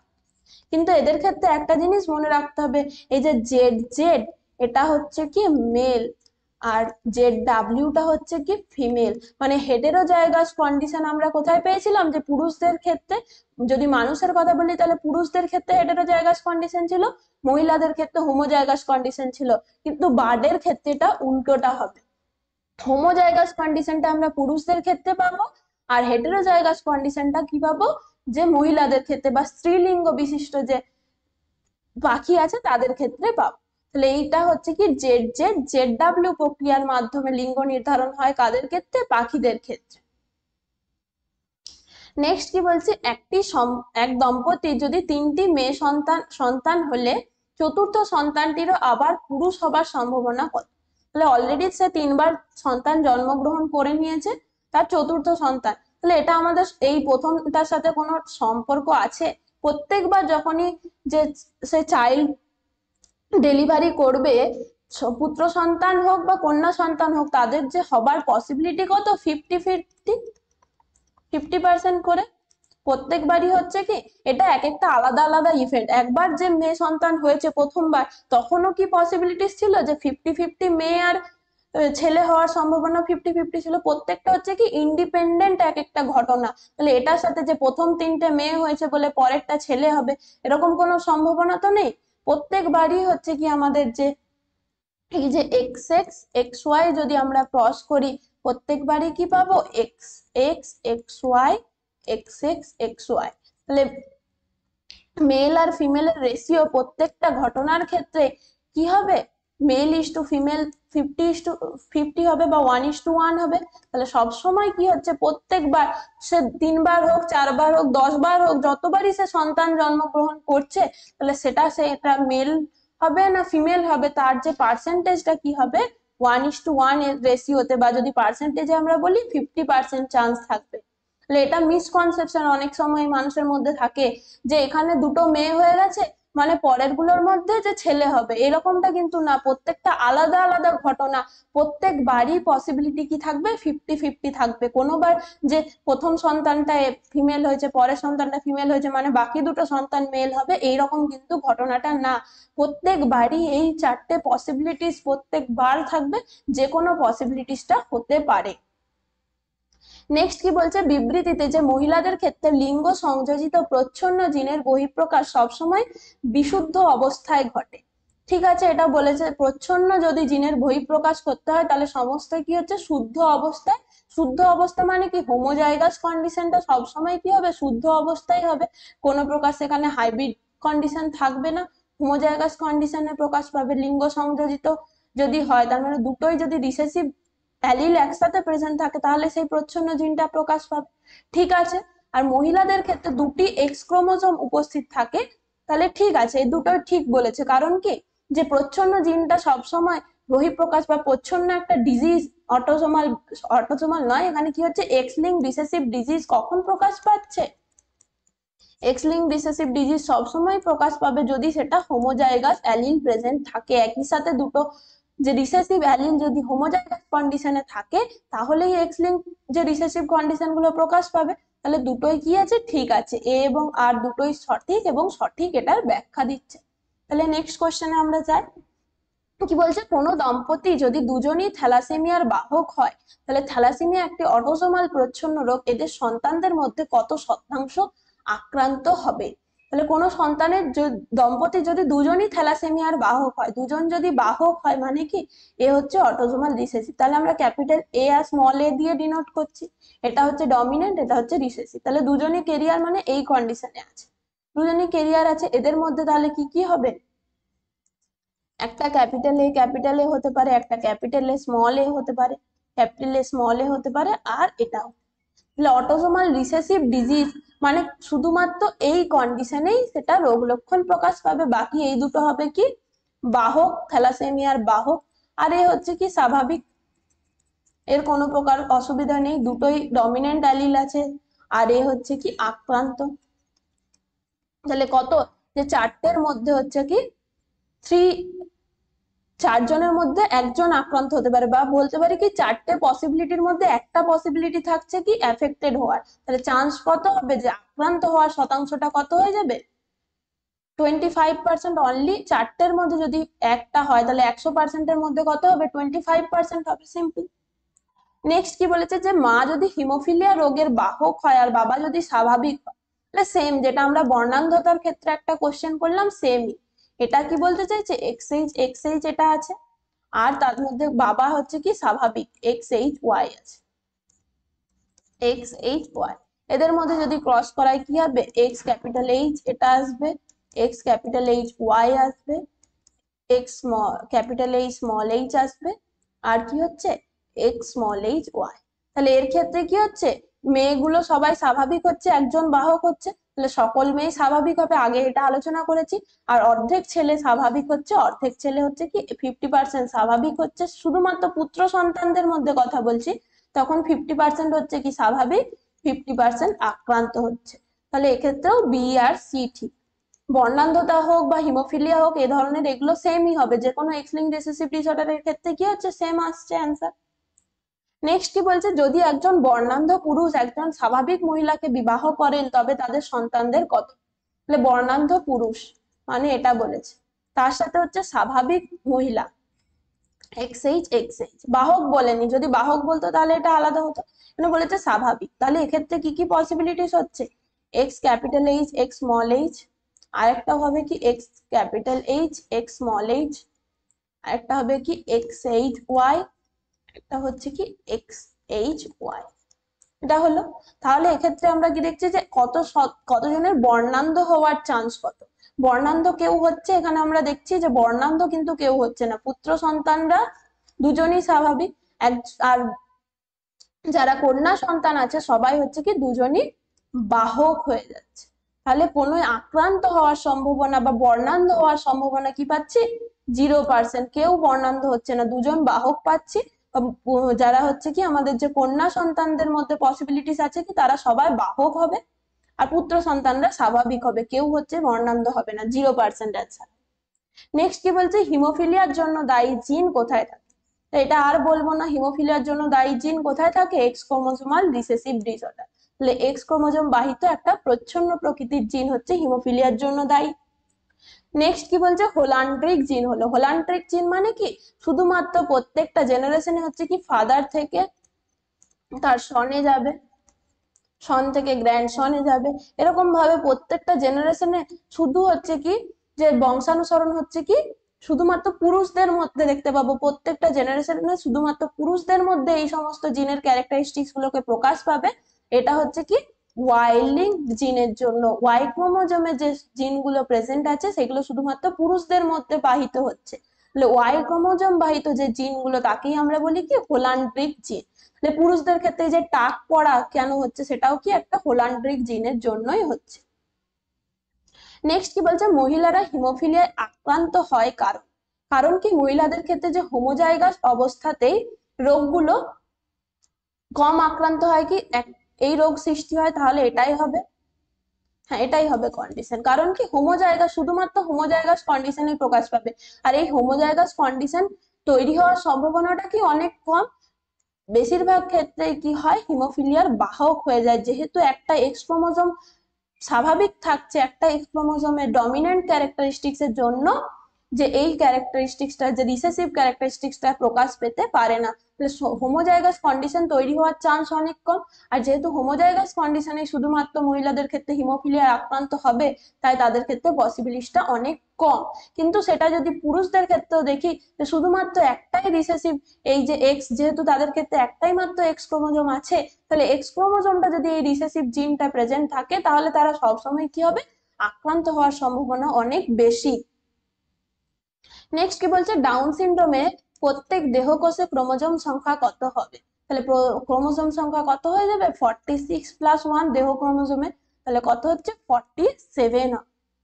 দেহ ক্রোমোজোম সংখ্যা কত, সরি দেহ ক্রোমোজোম সংখ্যা বললে দেহকোষে ক্রোমোজোম সংখ্যা কত, দেহকোষে ক্রোমোজোম সংখ্যা 47ই হতো। আর যদি বলতো শুধুমাত্র অটোসোমাল ক্রোমোজোমের সংখ্যা কত বা দেহ ক্রোমোজোমের সংখ্যা কত, তখন হতো কি 45। কিন্তু দেহকোষ একটা যদি নর্মাল সেলের কথা বলি, তার যে প্লয়েডি কত 47 46, সেখানে কি থাকবে 44 + XY, পুরোটাই প্রেজেন্ট থাকে। একটা ডিপ্লয়েড সেলের ক্ষেত্রে কি থাকে, দেহকোষটা হচ্ছে কি ডিপ্লয়েড সেল, তার ক্রোমোজোম সংখ্যা কত হয় 46, কিন্তু ডাউন সিনড্রোমের ক্ষেত্রে একটা এক্সট্রা থাকবে মানে 47। আর যদি শুধু বলতে যে দেহ ক্রোমোজোম, কথাটার মধ্যে কিন্তু অনেক ফারাক আছে, যে দেহ কোষে ক্রোমোজোম সংখ্যা, শুধু বলতে যদি দেহ ক্রোমোজোমের সংখ্যা কত বা অটোসোমের সংখ্যা কত, তখন কত হয়ে যেত 44 + 1 45 হয়ে যেত। কোশ্চেন খুব ভালোভাবে কিন্তু পড়তে হবে, না হলে খুব সহজে আমরা ভুল অ্যান্সার করে দেবো। নেক্সট এটা বলেছে কি, একটি প্রদত্ত পেডিগ্রি থেকে কি বোঝা যাচ্ছে। তাহলে এই পেডিগ্রি অলরেডি আমরা যে বাস্তুতন্ত্রের ক্লাসের লাস্টে খুব ভালোভাবে আলোচনা করেছি, ডিটেলসে শর্ট ট্রিক্স গুলো বুঝিয়ে দিয়েছি। আজকের ক্লাসে তাহলে আমরা শুধু কোশ্চেনটা অ্যান্সার করব। যারা অবশ্যই এই ক্লাসটা মিস করেছো, বাস্তুতন্ত্রের লাস্ট পার্টটা দেখবে, সেখানে আমরা পেডিগ্রি নিয়ে আলোচনা করেছি। তাহলে এখানে আমরা কি পেডিগ্রিতে কি দেখতে পাচ্ছি, সবাই মনে করো আরেকবার রিকল করো, আমরা কি বলেছিলাম যে যদি প্যারেন্ট জেনারেশনে এ এফেক্ট হয়েছে, এর প্যারেন্ট কি দেখছি আনএফেক্টেড, ফার্স্ট জেনারেশন বা প্যারেন্ট জেনারেশনে কেউ এফেক্টেড নয়, তার মানে এটা হচ্ছে কি একটা রিসেসিভ ক্যারেক্টারিস্টিক্স, প্রথমেই বুঝে গেলাম। এরপর অটোজোমাল না সেটা সেক্স লিঙ্ক কি করে বুঝবো, এই একটা পার্টিকুলার জেনারেশনের মধ্যে কি দেখছি আমরা ফিমেলও এফেক্টেড হয়েছে মেলও এফেক্টেড হয়েছে, তার মানে বুঝবো কি সেটা অটোজোমাল। যদি শুধুমাত্র হয় মেল বা ফিমেল আইদার অর যে কোনো কেউ একজন এফেক্ট হতো তাহলে সেটা হতো এক্স লিঙ্ক বা ওয়াই লিঙ্ক, কিন্তু শুধুমাত্র এখানে মেল ফিমেল সমানভাবে আক্রান্ত হচ্ছে, তাহলে এটা একটা অটোজোমাল রিসেসিভ ডিজিজ, অটোজোমাল প্রচ্ছন্ন বৈশিষ্ট্য। নেক্সট কি বলছে, মানুষের পেডিগ্রি অ্যানালাইসিসের জন্য নির্বাচিত বৈশিষ্ট্যগুলির প্রকৃতি হলো, তাহলে এই নির্বাচিত বৈশিষ্ট্যগুলো আমরা কিসের ভিত্তিতে নিচ্ছি, এগুলো হচ্ছে প্রত্যেকটাই আমাদের মেন্ডেলীয় বৈশিষ্ট্য। তাহলে পেডিগ্রি অ্যানালাইসিস আমরা কার উপর করি, সবসময় মনে রাখতে হবে মেন্ডেলীয় বৈশিষ্ট্য। এই যে পেডিগ্রি অ্যানালাইজ করছি সেগুলো হচ্ছে কি এই অটোজোমাল না সেক্স লিঙ্ক, সেটা হচ্ছে কি প্রকট না পরিচ্ছন্ন, এগুলো সমস্ত যে গুলো হচ্ছে কি মেন্ডেলীয় বৈশিষ্ট্য। মেন্ডেলীয় বৈশিষ্ট্যের মধ্যেই আমরা কি পাই প্রকট বৈশিষ্ট্য প্রচ্ছন্ন বৈশিষ্ট্য, তাহলে সমস্তটা এনালাইসিস কার মাধ্যমে করি, মেন্ডেলীয় বৈশিষ্ট্যের মাধ্যমে। নেক্সট কি বলেছে, দুটি যদি এই উদ্ভিদের মধ্যে স্বপরাগযোগের ফলে অপত্য জেনোটাইপিকের অনুপাত কি হবে, সিম্পল, এটা হচ্ছে কি আমাদের যে মনোহাইব্রিড ক্রসের যেটা লাস্টে জিনোটাইপিক অনুপাত কি পেয়েছিলাম, এটা ইস্টু এটা ইস্টু এটা কি হয়ে যাবে 1:2:1, জিনোটাইপিক অনুপাত বলেছে, ফিনোটাইপিক অনুপাত হলে কি হয়ে যেত 3:1, সিম্পল কোশ্চেন।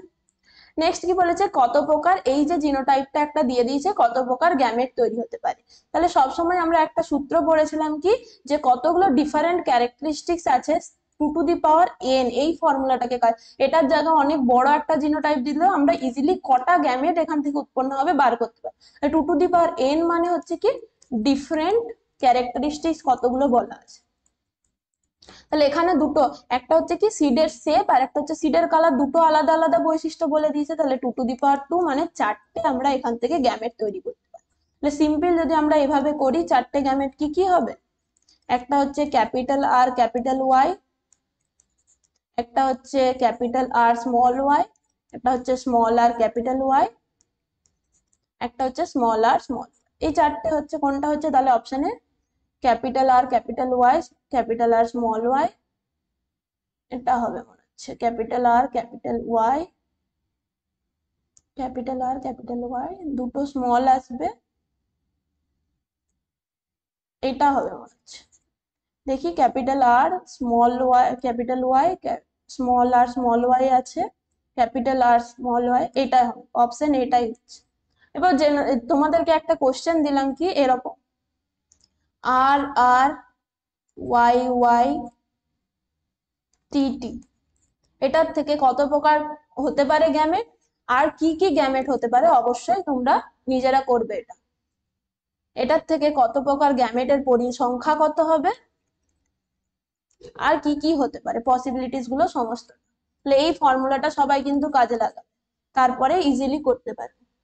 নেক্সট কি বলেছে, টেস্ট ক্রসের গুরুত্ব কি, তাহলে টেস্ট ক্রসের মাধ্যমে আমরা কি দেখছিলাম যে বিশুদ্ধ যে হোমোজাইগাস কন্ডিশনের যে প্যারেন্ট ছিল তার সাথে ক্রস করছিলাম, তাহলে তার ফলে কি হয়, এই যে F1 জন্তুতে প্রাপ্ত যে জীবটা আমরা ফেনোটাইপিক্যালি দেখতে পাচ্ছি সেটা লম্বা উদ্ভিদ, কিন্তু সেটা হচ্ছে তার যে জিনোটাইপ সংকর না সেটা হচ্ছে প্রকৃত একটা বিশুদ্ধ উদ্ভিদ, এটা জানার জন্য আমরা করছি, তার যে জিনোটাইপটা নির্ধারণ করার জন্য টেস্ট ক্রস করছি, আরেকটা হচ্ছে কি তার যে চারিত্রিক বিশুদ্ধতা, সে সংকর প্রকৃতির হাইব্রিড না সে হচ্ছে পুরোপুরি বিশুদ্ধ লম্বা, এটা জানার জন্য, আর লিঙ্কেজ নির্ধারণ করার জন্য, তিনটেই হবে। লিঙ্কেজ মানে কি যে প্রত্যেকটা এই যে টি আর টি একই সাথে যদি প্রেজেন্ট থাকে তার মানে বুঝতে হবে কি সেখানে যে লিঙ্কেজের পরিমাণটা বেশি, আর এখানে কি হচ্ছে রিকম্বিনেশন হয়েছে, তাহলে লিঙ্কেজ নির্ধারণ করতে হেল্প করবে জিনোটাইপ নির্ধারণ, আর চারিত্রিক বিশুদ্ধতার সেটা হচ্ছে বিশুদ্ধ জীব না সেটা সংকর প্রকৃতির জীব, সমস্ত কিছুগুলো আমরা কার মাধ্যমে বুঝতে পারি, টেস্ট ক্রসের মাধ্যমে, তাহলে অপশন কি হচ্ছে সবকটি সঠিক। নেক্সট কি বলছে, মাল্টিপল জিন হলো এমন একটি জিন, এটা আমি আর বলবো না, এটা সবাই পারবে। মাল্টিপল জিন মানে হচ্ছে কি একটা চরিত্রকে নির্ধারণ করবে অনেকগুলো জিন, এমন একটি জিন, মাল্টিপল জিন কি করতে পারে, একটি মাত্র চরিত্রকে নির্ধারণ করে, একাধিক চরিত্র নয় কিন্তু। তাহলে এমন একটি জিন বলে দিয়েছে, এখানে একাধিক জিন হতো, এই কোশ্চেনটাতে এখন ভুল আছে, এমন একটি জিন না, মাল্টিপল জিন হলো কি একাধিক জিন যা পার্টিকুলার একটা ক্যারেক্টারিস্টিক্সকে নির্ধারণ করে। এটা হলো তাহলে অপশন এ। এই কোশ্চেন গুলো তাহলে খুব ইজি, সবাই পারবে। নেক্সট কি বলছে, দুটি যদি হেটেরোজাইগাস লম্বা উদ্ভিদের মধ্যে স্বপরাগযোগ ঘটানো হয় তাহলে লম্বা আর পেটের মধ্যে, আবার একই কোশ্চেন এসছে। হেটেরোজাইগাস লম্বা উদ্ভিদ মানে এদের মধ্যে যদি ক্রস করানো হয়, স্বপরাগযোগ ঘটানো হয়, তাহলে আমরা কি পাবো, পরবর্তী জেনারেশনে এটা পাবো, এটা পাবো, আর এটা হচ্ছে কি, তাহলে তাদের মধ্যে যে লম্বা এবং বেটে এই তিনটে হবে, এখানে 3:1 আসবে ফেনোটাইপিক অনুপাত। এগুলোও হবে কি লম্বা উদ্ভিদ, এটা হচ্ছে বিশুদ্ধ লম্বা, এগুলো হচ্ছে সংকর লম্বা, কিন্তু ফেনোটাইপিক্যালি দেখতে গেলে এটা তিনটেই হচ্ছে কি লম্বা উদ্ভিদ হবে, আর একটা পসিবিলিটিস থাকছে কি বেটে উদ্ভিদ হওয়ার। তাহলে 3:1, 3:1 হচ্ছে, কিন্তু এক্ষেত্রে বলেছে কি আমাদের যে কোন ঘটনা প্রদত্তটির ব্যাখ্যা দেয়। তাহলে প্রত্যেকটা ঘটনাকে এখানে কি বোঝাতে চাইছে, আমাদের যে সূত্রটা পৃথকীভবনের সূত্র, ল অফ সেগ্রিগেশন, মানে কি এখানে যে কোনো একটা ক্যারেক্টারও মিক্স হয়ে যায়নি, আবার পরবর্তী জেনারেশনে দেখছি কি আমরা যে বিশুদ্ধ ক্যারেক্টারিস্টিক্স গুলো ফিরে আসছে, তাহলে কোনো প্রকার মিক্সড হয়নি, তারা আলাদা আলাদা ভাবে অ্যালিল গুলো ছিল, এবং অ্যালিল গুলো যখন গ্যামেট তৈরি করছে তারা সেপারেট হচ্ছে, পরবর্তী জেনারেশনে সেই গ্যামেট গুলো যখন মিলিত হয়ে আবার নতুন উদ্ভিদটা তৈরি করছে, তারা একসাথে থাকছে কিন্তু কখনোই মিলে যাচ্ছে না। দুটো ক্যারেক্টারিস্টিক যে লম্বা আর বেটে মিলে একটা মাঝারি আকৃতি তৈরি হলো, এরকম তো হচ্ছে না, লম্বা আর বেটের জন্য আলাদা অ্যালিল গুলো থাকছে, তারা গ্যামেট তৈরির সময় আলাদা হচ্ছে, আবার পরবর্তী জেনারেশনে যাচ্ছে যুক্ত হয়ে এই লম্বা ক্যারেক্টারিস্টিক্সটাকেই প্রকাশ ঘটাচ্ছে। এটা হচ্ছে কি ল অফ সেগ্রিগেশনকে বোঝাচ্ছে। তাহলে আজকে আমরা এই 60 পর্যন্ত কোশ্চেন গুলো করলাম। আশা করছি এই কোশ্চেন গুলো তোমাদের খুবই হেল্পফুল হয়েছে। পরবর্তী ক্লাসে আমরা বাকি যে পার্টের কোশ্চেন গুলো নিয়ে আলোচনা করব। সবাই খুব ভালোভাবে মন দিয়ে জেনেটিক্স এর চ্যাপ্টারের কোশ্চেন গুলো কিন্তু প্র্যাকটিস করবে, খুবই ইম্পর্টেন্ট, এবং ইজিলি এখান থেকে কিন্তু অ্যান্সার করে নাম্বারটা তুলে নিতে পারবে। তাহলে থ্যাংক ইউ সবাইকে, সবাই খুব ভালোভাবে প্রিপারেশন করো, মন দিয়ে পড়াশোনা করতে থাকো। পরবর্তী ক্লাসে আমরা আরো একটা এই যে চ্যাপ্টারের বাকি কোশ্চেন গুলো নিয়ে আলোচনা করব, এবং তোমাদের এই সপ্তাহে আমি একটা লাইভে যে বলেছিলাম অলরেডি একটা ক্লাসে, যে হিউম্যান ফিজিওলজির একটা ম্যারাথন ক্লাস নেব, যতগুলো বাকি চ্যাপ্টার আছে সেগুলোর থেকে কোশ্চেন আলোচনা করব। সেটার জন্য সবাই কিন্তু নিজেরা একটুখানি হিউম্যান ফিজিওলজির চ্যাপ্টার গুলো পড়ে রাখবে।